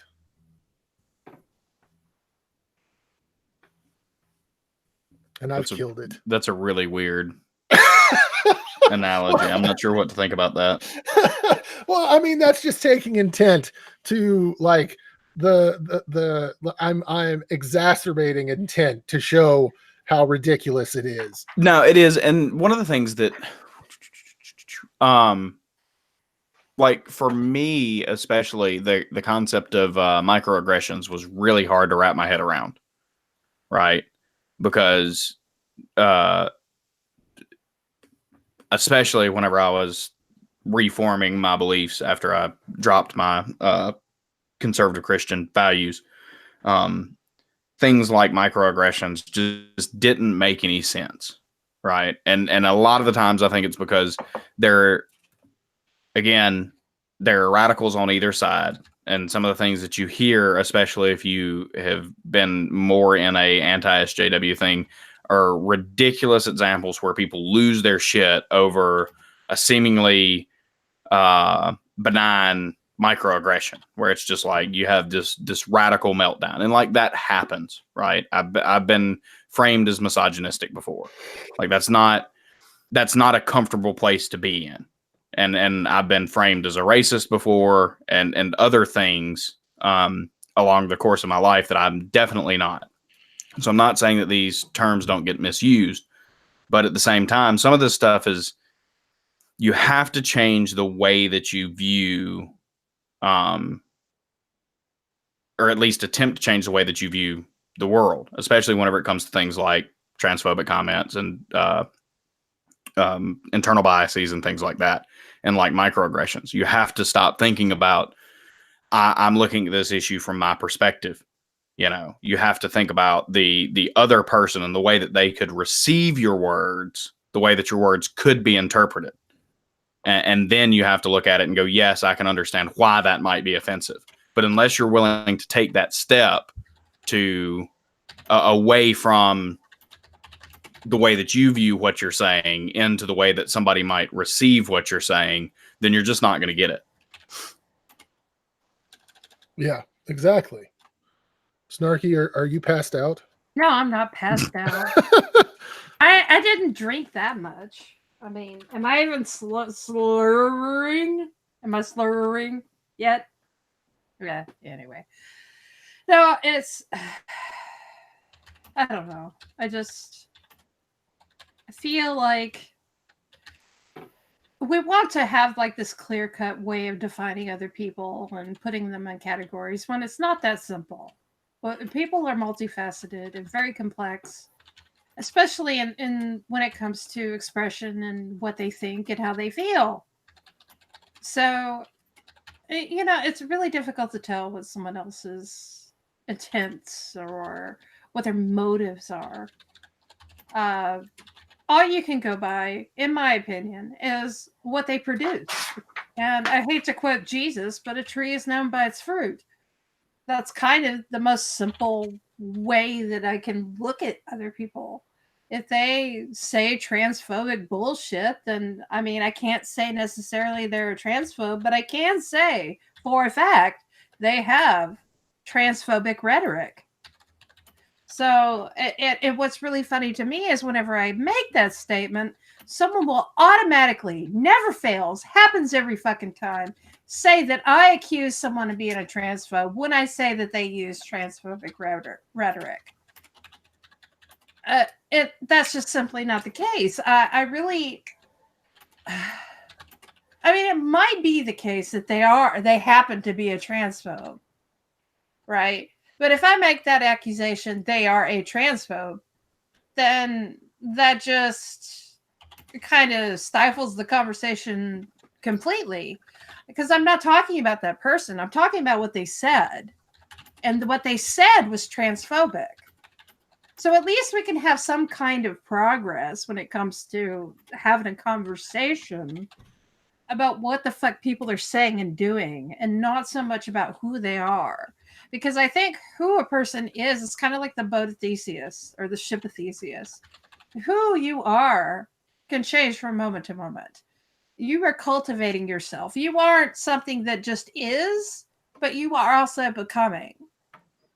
And I don't know about everyone else, but I change often. I change my mind about things when presented with new evidence. I change aspects of my persona. I change how I deal with other people often. I've never had to do that. I've always been right. But I mean, and I'd like to think that, other people are capable of this same thing. No, I think don't think who we are is not, just definite. No, I think that's the case across the board, really, because especially whenever you look at, I don't think that you can take hardly anybody in existence and look at the person that they were 5 years ago and be able to say that that's indicative of who they are now. And the people that we're going to be 10 years in the future is not who we are now. And so it gives me a lot of, I mean, I know where I came from, right? Ultra conservative Christian, to where I'm at now. And in a relatively short period of time. You could say that my journey away started 10, 12 years ago, something like that, but really has only come to fruition in the last 2, maybe 3 years, to where I hold a lot of the points that I do now. And mainly because I started caring about facts and evidence and logic and reason and being internally consistent with my own belief systems. So I'm ever hopeful that people are capable and willing to change. But just because somebody's capable and willing to change does not mean that they are something that they're not right now. Right. And it doesn't mean that we don't need to call out people who are something that they are not right now. And so I don't care if you changed your viewpoint on X issue, especially if you haven't done anything to rectify the damage that you've done. Oh yeah, agreed. Right? Agreed. Because all I can judge you by is your actions, period. There's no other, there's nothing else that I can use to judge your character than what I see of you. And yes, maybe if we sat down and we talked face to face about whatever this issue might be, and this isn't just for local things, this is something that's a problem always. Maybe if we sat down and we talked about these things, I would understand you in a way that's better. But that doesn't mean that anybody else should take my interpretation of your character and apply it to the way that they view you. Yep. Agreed. And that doesn't mean, again, people can have a faulty view of people. People can call, whatever. They can call Maddie reactionary or me transphobic. And that doesn't mean that that's a correct interpretation of what we are, but that is the interpretation that they get of us. And again, it boils down to, what are the facts? What are the evidence? What are the shared experiences that we can all agree upon? And if the answer is that you put out a terribly damaging video a month ago and you've done nothing to change it other than say, oops, I changed my mind, another video's incoming, then I mean, I have no other way to judge your behavior than by your behavior. Period. Right. Exactly. Right. I mean, you would think people who enjoy evidence and go by things that are and can be demonstrated would easily fucking see that. But apparently, there's still a discussion to be had. And apparently, I just got called an idiot because I made the same point. And it's like, the fuck? And the thing is, if people are unwilling to fucking admit to their faults and own them, that says a lot about the character of the person. Yes. I was a totally different person 10 years ago, and I have owned every single bit of that shit. I have admitted that I was at one point, because I was a Pentecostal minister, I was homophobic and transphobic and every kind of phobic that you can think of, but I've owned that and I regret all of that. And I've actually gone out and apologized to people that I hurt during that time period. I apologized to my cousin who sat in my church while I preached against homosexuality while he was gay. And it's not a proud thing. It's not a happy memory, but it's something that you have to accept and you have to own it. And you go out and you make amends however you can. And it's not going to, like, it's not a situation where everyone is going to accept your apology, because that's not on them. Like, Yeah. making amends doesn't mean that people forgive you, and you shouldn't expect to be forgiven. Exactly. And that's kind of this it's kind of like, if you make a horrible fucking doomsday propaganda bullshit video and then, a certain, community or association disavows you. And you're like, well, what's going on? I'm not. And you got all these people saying, well, they said they're gonna make an apology video. Well, they haven't yet, and even if they fucking did, so what? The damage is done. Well, they haven't yet, and I mean, they haven't had time. But no, they had fucking time. No, listen, they didn't have a time because they somehow had time to produce a video today crying about the atheist community of Austin, calling their video transphobic today, just like a day and a half after it happened. Yeah. But they didn't have time. I mean, it's obvious they didn't have time. Their stances have changed, even though they pinned a topic that's a comment that said their stances haven't changed. Yeah. Such bullshit. Everything's perfect. And the people, the adoring fans and the adoring friends will say and do fucking anything to squash criticism. And I tell you what, it feels like being in church.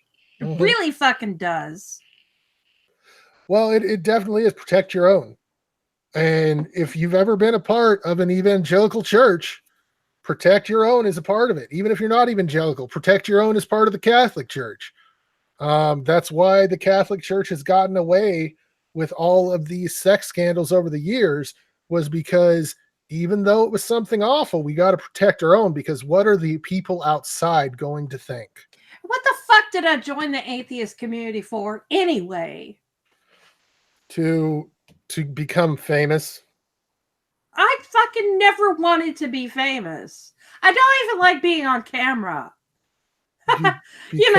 Like, you saw how fun it was for me and you wanted to make a channel?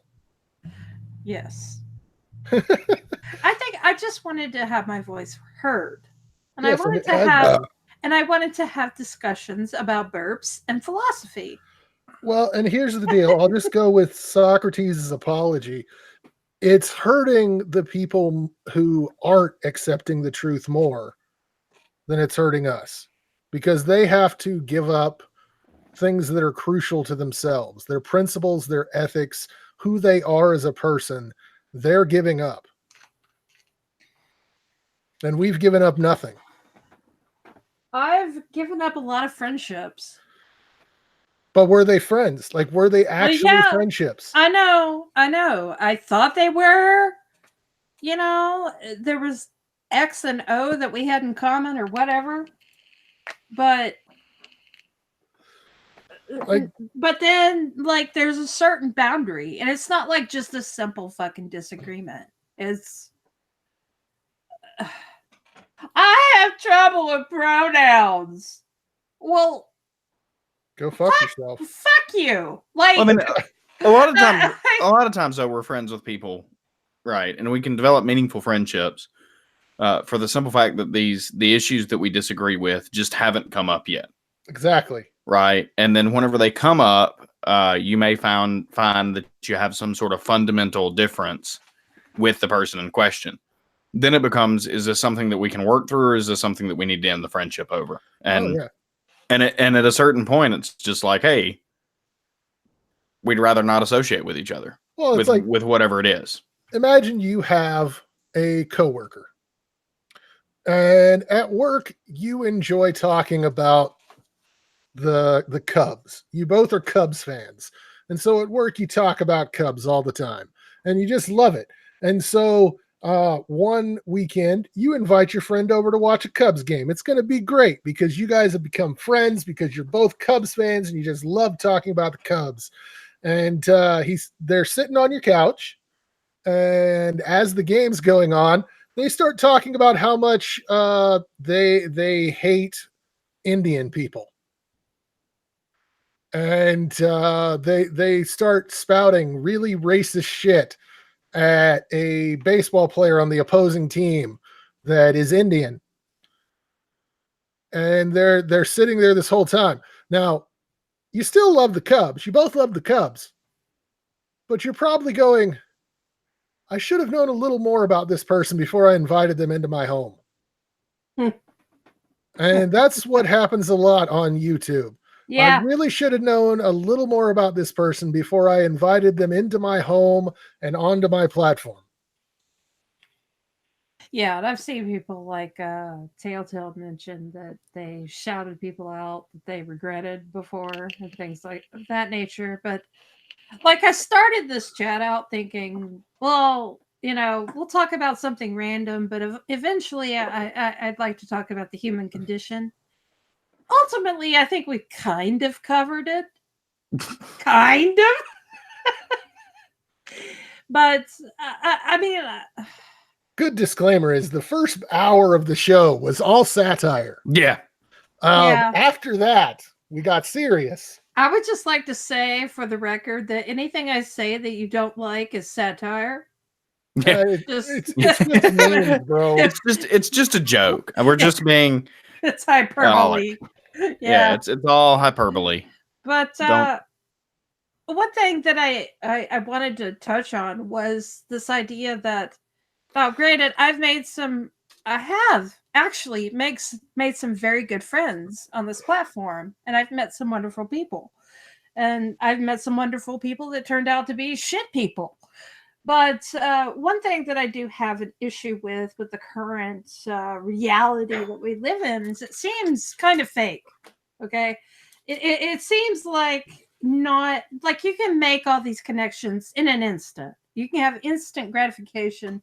You can order a fucking pizza. It's here in 20 minutes. But ultimately, when it comes down to interpersonal relationships, we are kind of lacking in that regard. We're kind of isolated, even though we're more connected than we've ever been. When it comes to really deep and meaningful relationships, they're kind of missing in our lives in terms of generally speaking. And that's one of the things that I find really interesting about Baudrillard's philosophy of hyperrealism and a hyper reality. Well, oh, sorry. No, I was just gonna say that it feels like we're escaping reality so often that it's not even real anymore. We're not even really fully present in our lives. Well, and it brings this sort of angst, especially when it comes to relationships, that is, it kind of leaves us in this angsty kind of feeling. A Well, feeling that I think we wouldn't have had if we didn't have. I don't know, because he wrote that years before social media. Well, I It think doesn't. this is more indicative of just the way that humans operate, though. Yeah. And hear me out on this, because and a lot of this is covered in if anybody's read Behave by Spolowski, which I think, and several other, like, especially whenever it comes to relationships and things that we do habitually, like Atomic Habits by James Clear and The Power of Habit by Charles Duhigg, and these books go over things like that, where our brain essentially gets on autopilot whenever we get in comfortable situations. And so we're not nearly as present as we should be. And I think that social media just exacerbates that, because it's such an easy and quick and rewarding habit. But I think this is something that, and I notice myself doing this, especially the more time that I spend in mindful meditation, the more that I catch myself not being mindful in day-to-day life, where I'll go an entire day interacting and playing with my kids and being with my wife and things like that, and have never really been present for any of it. So I'm not sure if it's indicative of. I think that social media can definitely exacerbate it, but I think that's just part of being human. Like, once we get into a comfortable interpersonal social environment, a lot of our shit goes on to autopilot. And it's just what we do. It's the day to day. Well, I mean, when I was younger, like, we used to, because we lived without electricity for a while. And so the only thing available to do was to sit around the wood stove and tell stories or read or talk about what we've read, and actually have deep and meaningful conversations, which they're few and far between now. Well, it just, yeah, but I don't see it as being a product of angst. I see more the social media phenomenon and the exacerbation of issues along the same lines as like playing a slot machine. On social media, every single one of us gets a dopamine pop whenever we see a new follower, or we see a like, or we see a retweet, and it gets very addictive. Yeah. And so I think it's much more an addiction to that slot machine style friendship, that, oh, look, I have 400 followers, which means I have 400 friends, which is really shallow, right? Yeah, it's incredibly shallow. And you don't get to have those, deep and personal relationships like you would have if you were talking face to face, or if you were reading a book. Even a book club, a book fucking club, would be more in depth than what we. Go ahead. I was going to say, I think we still get that. Like what we're doing right now. I think we get this. But the thing with, if you have thousands of followers on Twitter and you have it in this mindset of, well, I have thousands of friends, you're not having meaningful conversations with the same type of percentage of those friends as you would have if they were just made organically without social media. So in the past, if you had 10 friends, chances are you were probably conversing with them regularly, that you were talking to them, you were having deep conversations, but they were the 10 people that you knew. And today you might know 10,000 people on Twitter, and yet you still only have deep, meaningful conversations with 10. And so you think something's wrong, but really the change has been minimal. It's just you're now looking at things on a global scale, which humans aren't really meant to do. No, I mean, we evolved with the capabilities to keep track of like 200, 250 people.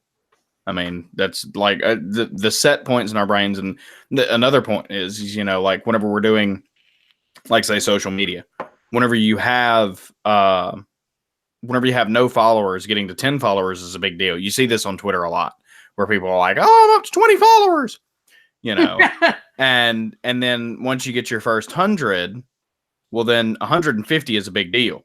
Now at this point, I don't even like, if I get 6 followers in a day, and I'm around just past 800. If I get 6 followers in a day, I'm like, all right, whatever. Whenever I pass that next 100, I'll get a dopamine kick. But if I get to the point where I've got several thousand, then it's not really a big deal until I get another 1,000. And then, you know, it's that scaling effect, the hedonic treadmill and all that jazz, like, it works to our disadvantage, because things that we used to be excited about, like gaining a new follower, like, oh, I want to go see what this person's all about, and, you know, see if I want to follow them back, et cetera, that doesn't even enter my mind anymore. Like, somebody follows me, I don't check out their profile. Like, the only people that I follow are people that I find interesting. And maybe this is just a me thing, but I think that it happens a lot, especially with social media, that it drives our everyday interaction with people to a superficial level. And I think that one way that we get over it is, like Maddie said, is doing like what we did now. This is much more genuine of a friendship than, say, somebody that I know simply over social media, because at least with Google Hangouts, we're talking to each other and we can sort of see each other and, you know, interact with each other. But I don't think this is a healthy replacement for genuine social interaction in any way, shape, or form. And I think that some people try to use it. Like, I think that I view social media and YouTube and Google Hangouts and things like that as an augmentation to my otherwise healthy social circle. Well, yeah, right. You know, like if we were neighbors or something, say, you know, we would have these conversations, and we'd also be able to, like, I would be able to come and bring y'all some pie or whatever, and we could bond over that, and we could have, I don't know, it just seems like this is great and everything. Don't get me wrong, but it seems like social media has made it to where even the people in our families, we just push ourselves away from because they made a fucked up post, and we figure out who they really are, what they're really thinking about, and it just makes us nauseous, and we just don't want to be around them. And you know? Okay, so to add to this is why, one of the reasons why, even if nothing had happened, I was already trying to push myself away from just atheist content. This started in mid-December, because when you're having people on and all you're talking about is atheism and why they're an atheist, you're not really forming any kind of bond. Right. You're talking about what you both don't believe in. And it's like a superficial coworker friendship, like what I was talking about before. Because we all have people that if you go to work, you know, this one guy and this guy talks about baseball and you like baseball, so you guys can talk about baseball for an hour a day. And then you try to do something as friends and you realize that you can't talk about baseball that whole time. And it's like pulling teeth just to get through the day. And that's what a lot of the stuff that I see happens. Like you have someone on and, oh, you have a great chat about atheism, but you don't agree on anything else. Yeah. I mean, you could argue that you could share like a bonding experience, having similar stories in regards to how the church treated you, or how you were ostracized for this or that. I mean, but that only goes so far. When it comes to your actual day-to-day fucking experience, there's not a whole lot of fucking people that can relate to that other than the people that are actually around you. And I don't know. I feel like whenever I'm in the world, I don't want to fucking be present. Maybe that's where this is coming from, because like all I want to do right now is play Zelda, because I'm goddamn tired of the fighting. I'm goddamn tired of people being shitty. I'm tired of being called reactionary when I call these people out on their shittiness. I'm just fucking tired. I think the other thing that we do much to our detriment is assume that we, for some reason, that we can't take a break. And I'm trying to think of it was I think it was in The Power of Habit that the guy recommended just take a month off Twitter, see what happens. Yeah. You know, go back if you need to, but go back if you want to, but just take some time off. Yeah. Just step away from all the bullshits and do some legitimate self-care. Like everybody gets overwhelmed by it. And for whatever reason we view taking time to just relax and unwind and do things like that as some sort of a negative. And really it's one of those things that especially in the past I've tried to cut out video games altogether to focus on other interests, right? Like art or whatever it may be, to be more productive, because I feel bad because I'm not being productive enough. And those are the most miserable times of my life. And it took me a long time to realize this, unfortunately, but like there's something to be said from healthy moderation that my personality type will not allow me to be as hyper productive as I wish that I could be. Because I'll look at people that are super driven and super motivated and things like that and go, gosh, why can't that be me?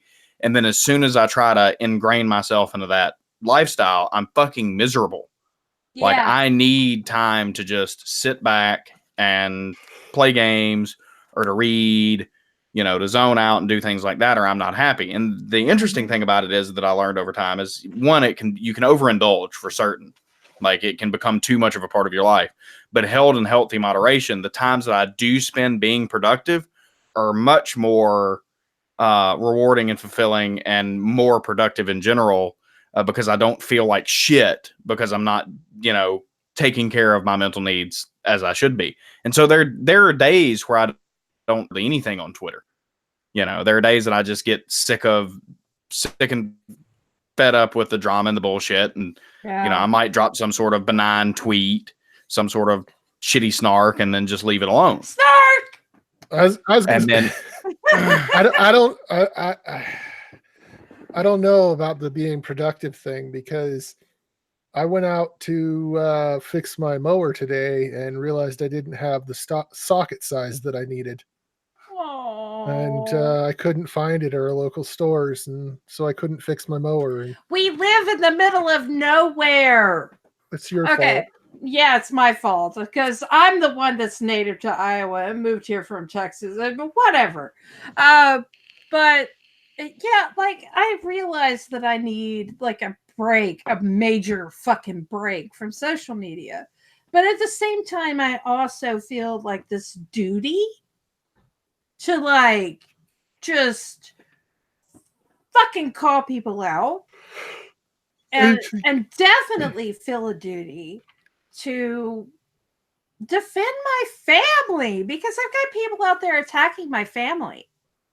And see, we've had this conversation several times off of social media. We have, where I'm always telling you that not every battle is worth fighting. Fuck that. Fuck that. But I got my armor on. I'm ready to fight. Fuck this shit. For your mental health, sometimes it's best to just let the people be dumb. Well, no, this harkens back to the point that I made. I found in my personal life, and this may be different for everybody else, but that if I am doing the proper self-care, and that if I am meeting the laziness needs that I have, things like that, if I'm playing video games and doing things that I truly enjoy that may not be productive, the time that I spend doing the productive things, you know, fighting the battles and things like that, is significantly better spent. Yeah. And so it's one of those like quality over quantity things. Like I understand feeling a duty to defend one's honor and to call people out on their bullshit and things like that.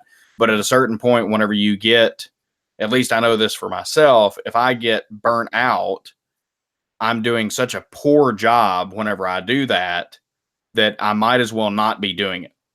And so if I take time to recharge whenever I come back into the fray, if you will, I'm able to properly represent my views. Because there are times that, especially whenever I get super fatigued from social media, that I'll end up saying some ridiculous shit, and just be like, wake up a few days later and go, God, why did I say that particular thing? I mean, there's a lot to be said for self-care, and there's a lot to be said for the attitude that we take towards self-care, because it's something that's viewed in a negative light in our society, much to our detriment. Agreed. And I don't know. I just, ever since Maddie came out as trans, it's been like every week I lose a friend, or every couple of days I'm in an argument. It's like people have lost their goddamn minds. Yeah, but you have to look at, like, and this is more of my pessimistic side coming out, but like, yay, are we actually doing that much good? Right? How much preaching to the choir is going on here? I'm not saying that it's all useless. Like, and I'm not, because there are certainly debates and discussions and video series and things like that helped me along in my process, both away from religion and in political conversions. But at the same time, is the payoff worth the price whenever we're doing these arguments, if we are degrading the quality of our lives? And for me, the answer is a definite no. Like, if I disappeared from the internet in order to maintain if I disappeared from the internet forever to maintain my personal sanity, that's much better than whatever token bit of good I can possibly do. For me, it's about striking a balance, where I feel like I'm fulfilling my duties, but also taking care of myself in a way. And especially like over the last week, I just haven't really been present that much because work duties and calls and things like that. And so, I could stretch myself out and maintain a certain level of productivity and activism, or I can say, hey, I need to cut this part out because other things in my life are taking precedent right now. Oh, if I was working, you bitches wouldn't see me at all. Well, and this is another thing that I'm apprehensive about launching a YouTube channel, right? Because as soon as I launch the YouTube channel, there is a certain expectation, and there is a certain, if you want to grow and you want to do this thing right, it's like you need to be releasing videos constantly, and you need to be there. There's a certain amount of work that goes into it. And so for me, as soon as I take that step, it's something that I'm committed to. And I know that if shit starts to go sideways in my life, that it may be other things that I have to cut out in order to maintain this other thing that I want to do. There's 24 hours in a day. Some of them you have to sleep for. There's so many hours in a week. And so anytime that you add another obligation in there, like feeling a duty to call out people on social media, that means that you're cutting something else away. And so it's all about, like, where do you want to spend your time and effort?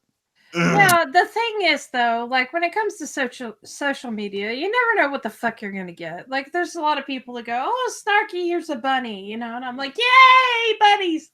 But then mixed in there somewhere is some kind of, "Oh, well, your partner is this or that, and they can go to hell," and I'm just like, "Fuck you," And usually this happens when I'm gearing down to go to sleep. And it ends up, I don't fucking go to sleep till 4 a.m. Yeah, see, no, I have like a de-electronicizing, or however you want to put that, de-digitalizing ritual before I go to bed. And like, once I lay down, settle in, and everything else, my phone goes in a specific spot and I don't pick it up until the morning, because I'll do the same shit where I'll just be up all damn night fighting with idiots on the internet. And so, like, building rituals and habits and things like that to uphold my personal sanity has been a lifesaver. But especially whenever it comes to social media. Yeah, but like hours later, I will still be fucking brooding over the shit. So even if I, like, say, knock off the social media and the digital shit, like at 8 p.m. or whatever, I'm still fucking pissed off.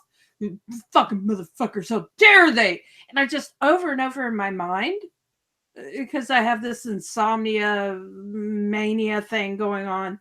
It just, I visualize me punching them in the face, or Well, that's going to be clipped out now.